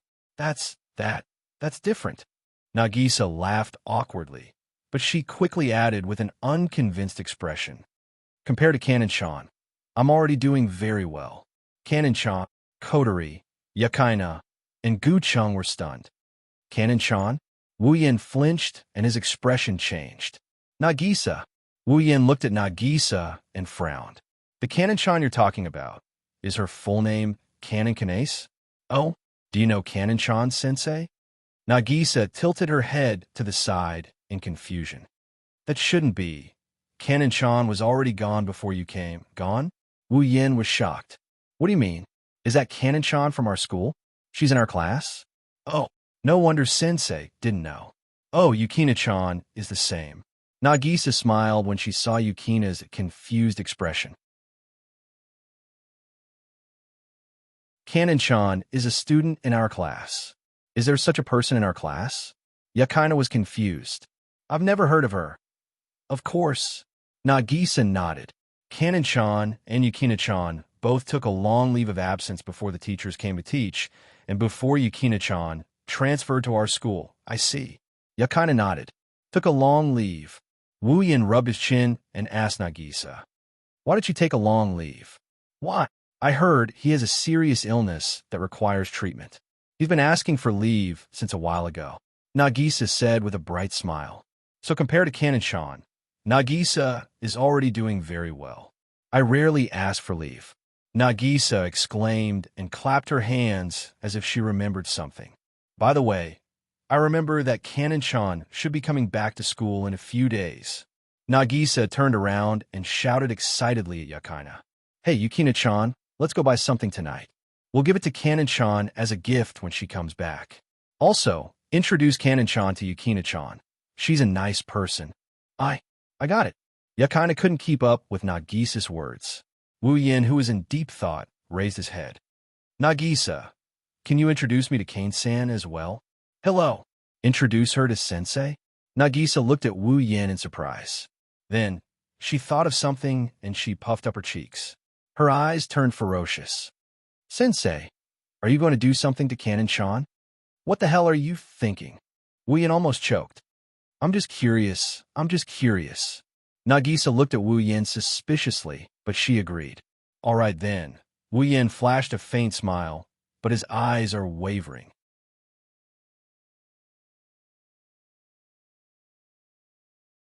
Chapter 9:33. Sci-Hi Academy has been very lively recently. Very lively, because of a hot topic, teacher-student romance. It must be said that in the complicated and boring academic life, this kind of gossip was one of the few pastimes that the students had in school. This was especially so when it was filled with explosive news. It was extremely popular among the students. As a result, the big commotion that occurred in the middle school department that day was now known by everyone. At least, that's how it is in Sci-Hi Academy. Originally, many students of Sci-Hi Academy didn't believe this rumor. After all, there was a lot of gossip every year. However, most of it was groundless and exaggerated. To be honest, in the hearts of the students, a relationship between a teacher and a student was something that wasn't likely to happen. For example, Natsuki was 26 years old today. Among all the teachers in Sci-Hi Academy, she was considered one of the younger ones. However, among her students, the oldest one was not even 18 years old yet. There was an age gap of more than 8 years between them. To date a woman who was 8 years older than oneself, excluding the long-lived demons, was there such an example in reality? Perhaps it was in some unknown corner, but it was definitely not widely known. After all, with such a gap, it was impossible for a man and a woman to get along with each other. How could there be love? Of course, this statement was not certain, but it could be confirmed for the most part. Even the age gap between the teachers and students of the high school was so big, let alone the middle school teachers. Therefore, when they first heard this rumor, apart from those who witnessed it or participated in it, not many were willing to believe it. Until not long after, a few photos spread in Sci-Hi Academy, and the students had no choice but to believe it. Those photos are of Nagisa feeding Wu Yin. As the saying goes, a photo proves the truth. In the current era of magic and technology, this saying isn't very convincing. However, it depends on the situation. It was more than enough to use photos to prove a hot gossip topic. This time, the students in Sci-Hi Academy were interested. Under the constant inquiry and dissemination, the matter of that day gradually spread, and the teacher-student relationship was gradually accepted. Then, Wu Yin is on fire, Nagisa is on fire, 3rd grade C class is on fire, even Koja's class is on fire. Many students would take advantage of their free time to see the protagonists of teacher-student relationships, including those from the high school. Naturally, the corridor of grade 3 class C's classroom was often the most lively when classes were over. Both the high school and middle school students crowded here to see the main characters in the teacher-student romance. Perhaps they could even see them being intimate. Many students came to the 3rd grade C class with such thoughts. Gu-chan was one of them who came every day. As for whether or not this matter would cause any trouble to the people involved, they didn't consider it carefully. One can only say that Wu Yin and Nagisa had a hard time in the past 2 days. Disregarding everything else, just Nagisa, she had been blocked by people many times, and, similarly, she had been surrounded and watched many times. As Nagisa was an easygoing and cheerful person, she had a lot of friends in school. There were even more people who were familiar with her. After something like this happened, These people who were close to her naturally went to pester Nagisa. If it didn't start, Nagisa wouldn't be used to it. After all, she was still a girl. She couldn't help but feel shy when someone asked her about love. However, whether it was because she was pushed too hard or because she was used to it, Nagisa felt like a fish in water toward the end. The students only wanted to get information from Nagisa, but they forgot that Nagisa was a chatterbox. As a result, the attacking students retreated one after another. As for Wu Yin, "You can't do this, Wu Yin-sensei." Sasasaki Misaki put one hand on her waist and raised a finger. She looked down at Wu Yin, who is sitting in front of her like she's educating him. "How can you attack your own student? Nagisa is still so young. Why does everyone think I was the one who attacked Nagisa?" Wu Yin hugged his head. He couldn't accept the fact that this is happening to him. "Nagisa really wanted to feed me that day. I just accepted." Nagasaki Misaki tilted her head and waved her hand with a smile. "Era, you won't be able to deny it at a time like this. I say, are you here to condemn me, or are you here to make fun of me?" Wu Yin flipped the table in his mind as he yelled like a madman. "I said you guys misunderstood." Instantly, the teachers who were watching the show gave him suspicious looks. Obviously, they didn't believe Wu Yan's words at all, including Sasasaki Misaki. Wu Yan saw everyone's reaction. He gave up and leaned on the table. He said weakly, "Forget it, do whatever you want." The teachers giggled in unison. For a moment, the whole office was filled with laughter. Wu Yan was annoyed by the laughter. At this moment, at the door of the teacher's office, a voice echoed along with a knock on the door. Is Sensei Wu Yan here?" Hearing this voice, everyone in the office turned their heads and looked at the source of the voice. Immediately, they were all stunned, and a strange expression appeared on their faces. Feeling that something is wrong, Wu Yan quickly straightened his back and looked towards the direction of the office door. When he saw the figure of the person coming in, he bitterly smiled. "Nagisa, Jijua, it's you." It was Nagisa and Jijua. "What is it? You don't look happy." Nagisa didn't mind Wu Yan's identity as a sensei. She acted like she's familiar with Wu Yan. "Are you disappointed to see us?" "No, it's not that." Wu Yan's bitter smile deepened. He glanced at Sasasaki Misaki, who was grinning at him before he ran away. The smile on his face is almost twisted in anger. "She's here to make fun of me." "Sensei, you look tired." Yakina asked thoughtfully. "Are you okay?" "I'm fine, just a little tired." Wu Yan patted his face to force himself to recover. He said to the two girls, "What's wrong? Do you need something from me?" "Oh." Nagisa pursed her lips and smiled brightly, as usual. "Didn't you ask us to introduce Kaneon-chan to you when she comes back, Sensei?" "Kanon-chan." Wu Yan paused. When he remembered, his eyes lit up. "You mean Kane's Kanon?" "Oomph." Nagisa didn't answer. She humphed proudly and shouted at the door. "Kanon-chan, you can come in now." When he heard Nagisa's voice, Wu Yan looked at the door. At the same time, a figure walked in from outside. In an instant, the entire office seemed to light up. Wu Yan's eyes flickered when he saw the figure walking in. In the end, he lost focus. What appeared in front of him was a young girl. She was an extremely beautiful young girl. She was wearing a short-sleeved Saikai Academy uniform with a black high-collared long-sleeved shirt underneath. Her hair was the same as Yukina's, hanging down to her shoulders. The only difference was that on the left side of her hair, she tied a small braid with a black knot on it, adding a bit of freshness to her image. However, her hair was silver in color, and her eyes were a crystal-like blue. She's about the same age as Nagisa and Yakina, about 14 or 15 years old. She's about the same height as Nagisa and Yakina. However, she's unusually slender.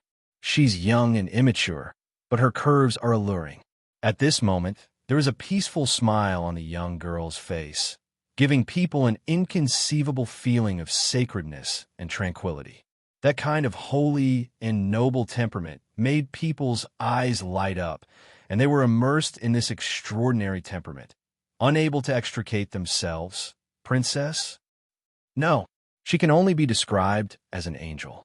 That's the only way to bring out her beauty.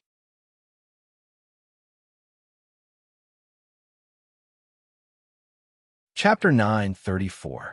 It seemed that even the rest of the teachers were attracted by the figure in front of them. For a moment, no one opened their mouth to speak. The air was filled with an atmosphere of silence, and the surroundings were silent. It wasn't until Kinace Cannon walked in front of him that Wu Yin finally reacted. He couldn't help but praise her without thinking. What a beautiful girl. Nagisa and the others didn't expect this to happen. Kinace Cannon didn't know what to do.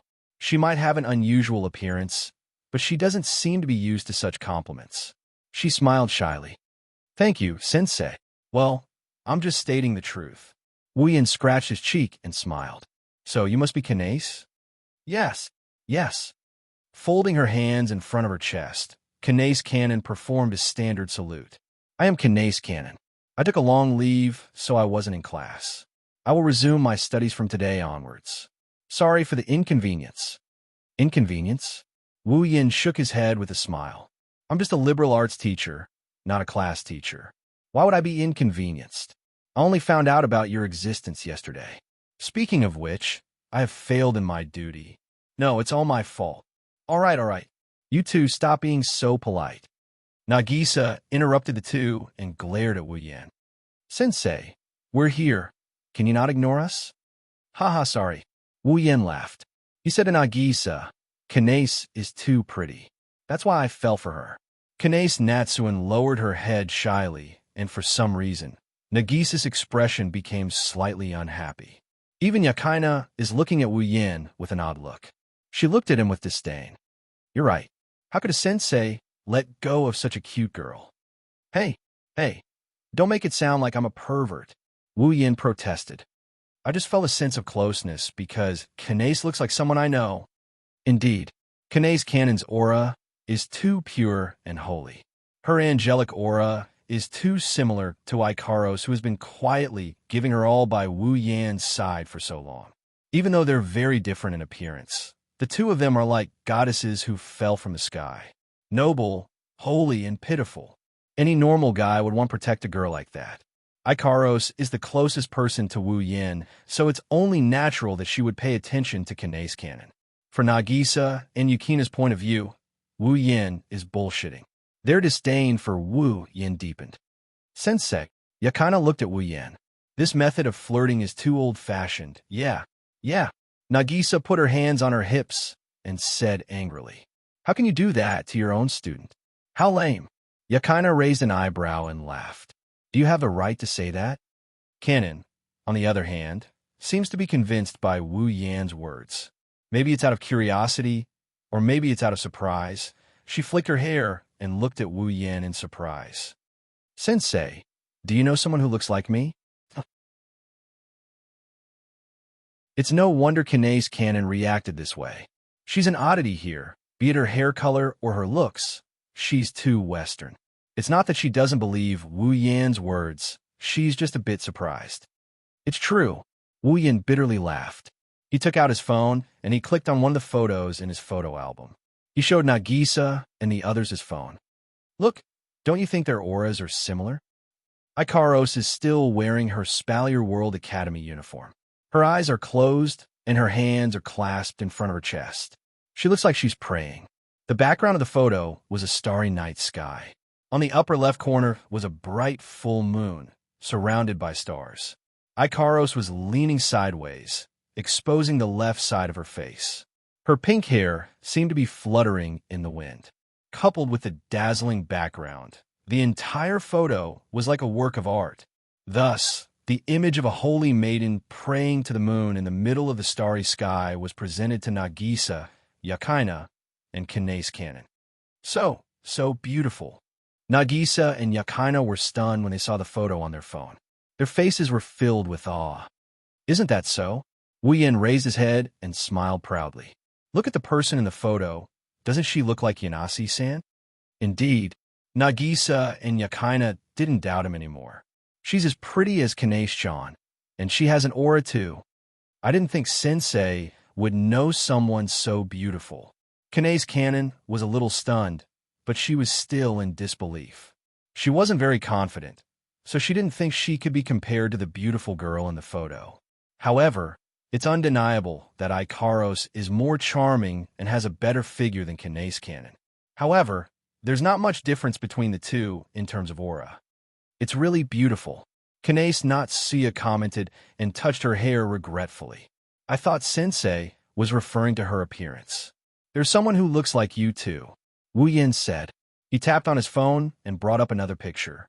He showed it to the three girls. Look, the resemblance is huge, right? This time, it was Fei Fei who had appeared on the screen. Speaking of which, Fei Fei's picture was taken by Wu Yin in secret. Fei Fei isn't someone close to him. She wouldn't know about something like a phone. If Wu Yin went to Fei Fei and asked to take a picture, Fei Fei would probably think the phone is some kind of evil armament that can intimidate the soul and body of a person. Fei Fei didn't intentionally pose in the photo. She was focused on wiping Night Elf, and the background was a room in the Fatal Forest headquarters. Compared to Ikaros, Fei Fei's photo wasn't as beautiful, but she looked like a valiant and beautiful female knight, closer to life. A moment ago, she was a holy angel, and now she's a heroic knight. The visual impact made Nagisa, Yakaina, and Hane's canon feel unreal. It's true. Silver hair, a similar face. Yakaina sighed, but her temperament is different. Yeah, Hane's canon nodded. Seems like a very reliable person. Nagisa looked at Wu Yin strangely. I didn't expect Sensei to know so many beautiful people. I know a lot of people. How long have you known me? Wu Yin rolled his eyes at Nagisa and put away his phone. Wu Yin looked at Hane's canon and smiled. Anyways, I'm looking forward to your guidance in the future. I'm the one. Hane's canon lowered her head and bowed. Thank you, Sensei. All right, that's all for the introductions. Nagisa grabbed Hane's canon's hand and smiled at Wu Yin. Sensei, you have to take care of Canon-chan. We'll be going back to the classroom. Go. Wu Yin shook his head, and he waved his hand helplessly. Nagisa giggled, and she dragged Kanae's Natsuin out of the office. Yakaina chased after them in a hurry. The three of them left the office, and they disappeared from the sight of the other teachers. Wu Yin stared at the direction where Nagisa and the others disappeared. To be more precise, he was staring at the direction where Hane's canon disappeared. His eyes flashed with an unknown light. He seemed to be deep in thought. This scene was maintained for a long time.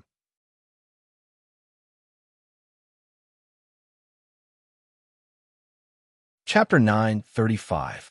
Okay, it's all here. She tidied up the documents and handed them to Wu Yin. Sasasaki heaved a sigh of relief and stretched her back. It's not easy to find my old documents. Luckily, I have a habit of stacking everything on my desk. Is that a habit to be proud of? Wu Yin sighed as he looked at the messy desk. He waved his hand at Sasasaki Hajime. But I still have to thank you. You did me a big favor. It's not a big deal. It's just finding out the student's information. Sasasaki giggled, and her eyes turned flirtatious. Speaking of which, why are you looking for Kanae's information? Don't tell me she's your next target? Sasasaki was shocked by her own guess. That won't do, Wu Yin sensei. Don't you already have Nagisa? In your heart, am I the kind of person who only looks for cute female students to make a move on? Wu Yin laughed awkwardly. By the way, didn't you tell me not to lay a finger on Nagisa? Why are you saying you have Nagisa now? Haha, don't mind it. Is that so? I think I should. Just as Wu Yin was about to retort, a voice mercilessly cut him off. A faint ripple appeared in front of Wu Yin and Sasasaki Misaki.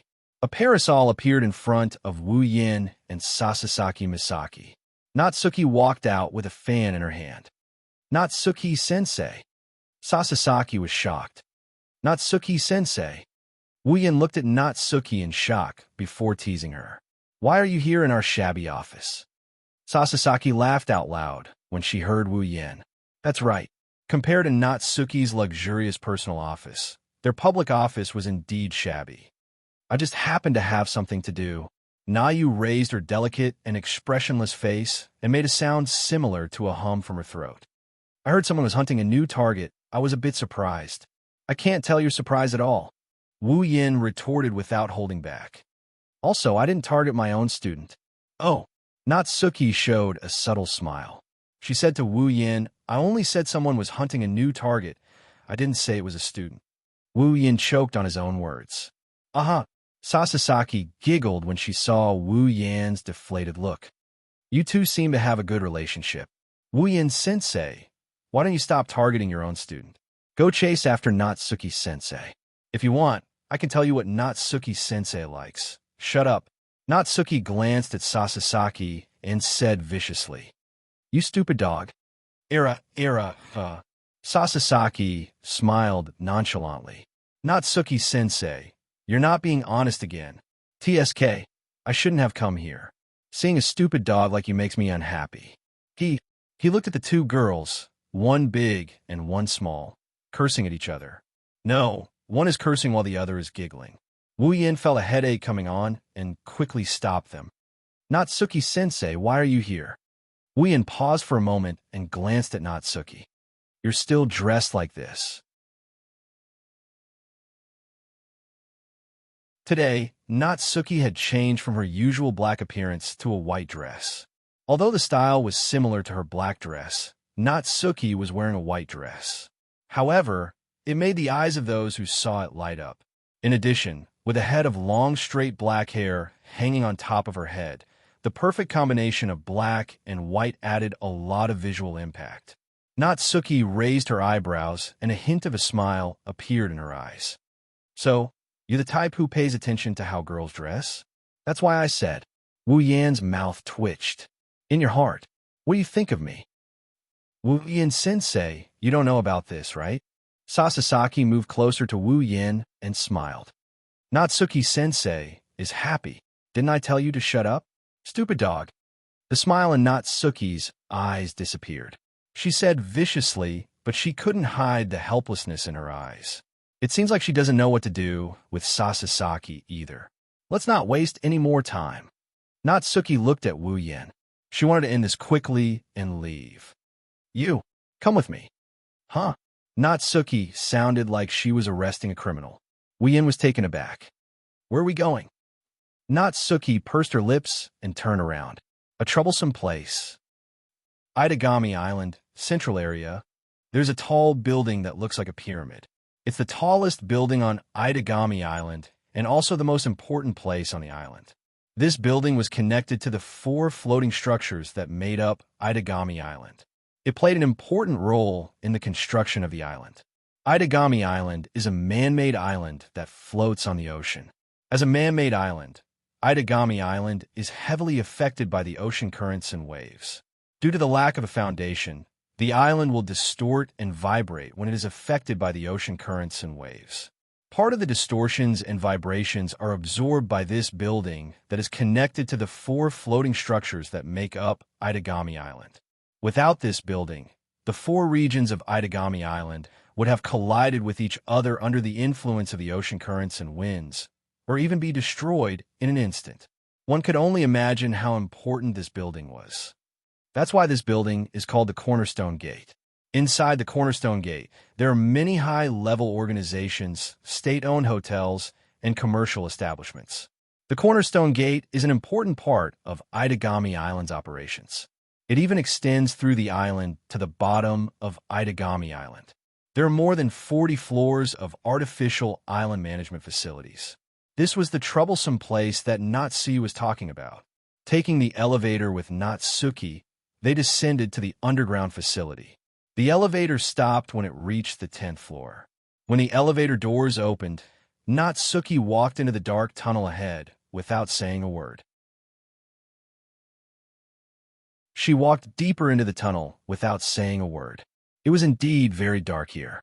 It was so dark that if Nayu's clothes were still black, her figure would have been assimilated by the darkness. Perhaps it was because of this that Nayu had changed into clothes of the opposite color. After walking for some time, they finally saw light. At the same time, "Yo, Natsuki-chan," a seemingly intimate voice sounded from the front. It was calling Nayu's name in a very affectionate manner. However, when Nayu heard this voice, she clicked her tongue unhappily. "Don't add Chan behind the class teacher's name." As she spoke, Natsuki stared at the figure standing in the light in front of her. It was a young man with short, spiky hair. He was wearing a simple shirt and trousers, and he had a pair of headphones around his neck. He had a confident smile on his face, and he was standing in the only light in the dark tunnel.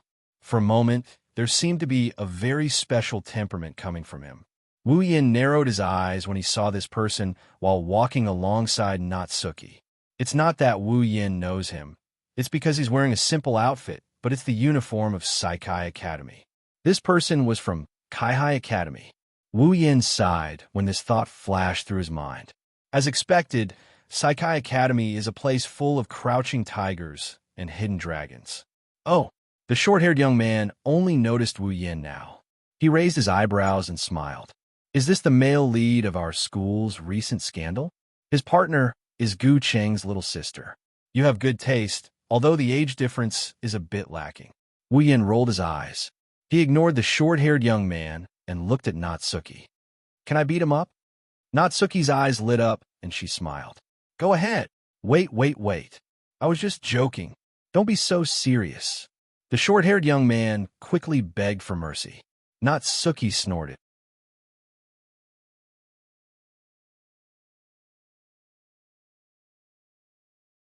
Chapter 9:36. Isn't it time to get down to business? Motoki yes. Natsuki spoke with an expressionless face and a hint of displeasure in her voice. If it wasn't for you, I wouldn't have been humiliated in front of that stupid dog. Wu Yan's mouth twitched when he heard Natsuki's words. He recovered, but he was still complaining in his mind. Natsuki, aren't you the one who kept humiliating me? Sorry, I can't do anything about it. The short-haired boy, the one Natsuki called Yes Motoki, didn't look apologetic at all. He looked at the light in front of him, and he gestured with his chin. Wu Yin and Natsuki turned around to look at the light in front of them. Wu Yin, Natsuki, and Motoki Yes are standing in a dark tunnel. There's a large glass window in front of them. The light is coming from inside the window. Through the glass window, there was a room that was not much different from a hospital's operating room. The room was surrounded by expensive and sophisticated machines. They looked like they were used for medical treatment or research, or perhaps both. There were lights flashing on them, and the sound of them running indicated that they were working. In the center of the machines, there was a bed, a sick bed, and a young girl was lying on top of the sick bed. She was about 10 years old, and one could tell at a glance that she was very young. However, the young girl was currently in a deep sleep, and she had suffered quite serious injuries. Her entire body was wrapped in bandages, and there was a large red patch on the side of her abdomen. It is obvious that it was stained by blood. Seeing this scene, it was believed that many people would think that this place was giving the girl very strict treatment in an attempt to heal her injuries, and this was indeed the case. However, he was only half right. That was because, for some unknown reason, the hands and feet of the girl who was covered in wounds were firmly locked down by heavy metal tools. A strange atmosphere permeated between the three of them. Wu Yin couldn't help but notice the inexplicable scene in front of him. He frowned and looked at Natsuki. Aren't you going to explain? 2 nights ago, something happened in the western district of Itagami Island. Natsuki explained without beating around the bush. The specific content is that 2 unregistered demons with very powerful fighting strength were engaged in an attack and defense battle for a long time in the sky above the city block, which affected the surrounding area and the surrounding buildings of the battleground. They suffered heavy losses, and some of them were even injured. Natsuki tapped the fan in her hand and pointed at the young girl. This person is one of the 2 demons who have yet to register. A battle between 2 unregistered demons? It affected the surrounding buildings? Wu Yin rubbed his chin and he looked into the room. I didn't expect that this young woman would have such a strong fighting strength. Yi Zichen thought to himself. She is more than strong. Motoki Ye shrugged. They fought in the sky above the city without any disguise. If it weren't for the fact that the one in front of us was seriously injured, we wouldn't even have been able to capture one of them. Even the guards couldn't do anything about it. Wu Yin paused for a bit before he asked. If that's the case, why didn't they send out the attack demon commander? Yes, they're on the move. Motoki Ye smiled and put his hands in his pockets, but his face was full of helplessness. But they couldn't do anything about it. That's why they asked Natsuki-chan for help. Don't use the word chan behind your teacher's name. Natsuki reflexively retorted, but her gaze was fixed on a young girl inside the room. Her eyes flashed with a thoughtful light. She's an unregistered demon? I can't tell what race she is. Oh, that. She's a little weak. Motoki Yase scratched his head. According to the judgment of the management community, this person is not a demon. Not a demon? Wu Yin and Natsuki were shocked. Natsuki frowned. You mean she's an overachiever? Or an attack demon commander? No, no. Yase Motoki shook his head and said, she is an ordinary person. An ordinary person. Natsuki smiled sarcastically. You mean to say that there are two ordinary people who can fly to the city and fight in the sky, and they even destroyed a lot of the surrounding buildings? Yes. I don't want to admit it. Motoki shrugged and said helplessly, but that's the truth. Natsuki finally turned her head and looked at Moki Yase. When she was sure that he wasn't joking, her expression changed slightly. So, did you find anything? A little. Just a little bit. Yase Motoki said seriously. That girl's body has traces of using a technique. I think she must have been modified to have that kind of combat power. Wu Yin, who had been quietly looking inside, suddenly raised his head. His wine-red eyes rippled. When he heard the word modification, he had a flash of inspiration. It's like there's something he needs to pay attention to. Once he grasps the inspiration, it will be beneficial to him. However, that flash of inspiration only lasted for a split second. By the time Wu Yin reacted to it, he was already clueless and couldn't think of anything else. It was also at this moment that a voice that sounded very innocent, very pleasant to the ears, and also abnormally annoying, entered the ears of everyone present. Hey, isn't this interesting? At the end of the dark passage, there was a series of footsteps. A figure walked out and stopped in front of everyone. Motoki Yase was shocked when he saw the figure. He took a step back. Wu Yin and Natsuki frowned. Their eyes were filled with disgust.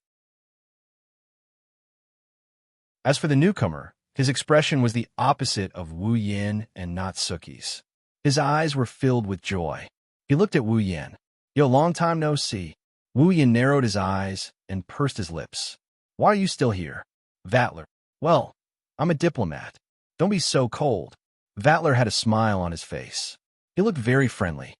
Also, I'm here to bring you information. Shouldn't you at least welcome me? Can you hurry up if you have something to say? Wu Yin didn't hide his disgust. I'm afraid I won't be able to hold myself back from teaching you a lesson if you stay any longer. Motoki Yase was shocked when he heard that. Does this scandal sensei know who is standing in front of him? That's the vampire closest to a primogenitor. Isn't he afraid of getting killed for provoking him? Itagami Island will be in deep trouble if that happens. Oh, Vatler raised his head. He paused for a moment, then laughed. He laughed excitedly. This isn't bad either. Being able to fight with you is my greatest pleasure right now. Pleasure. Pleasure. Wu Yan's gaze turned cold. I can take that as you don't think you've been taught enough. Do you want to die again? It doesn't matter.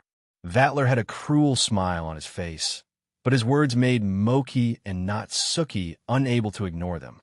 I've already lost to you twice. One more time won't matter. Lost twice.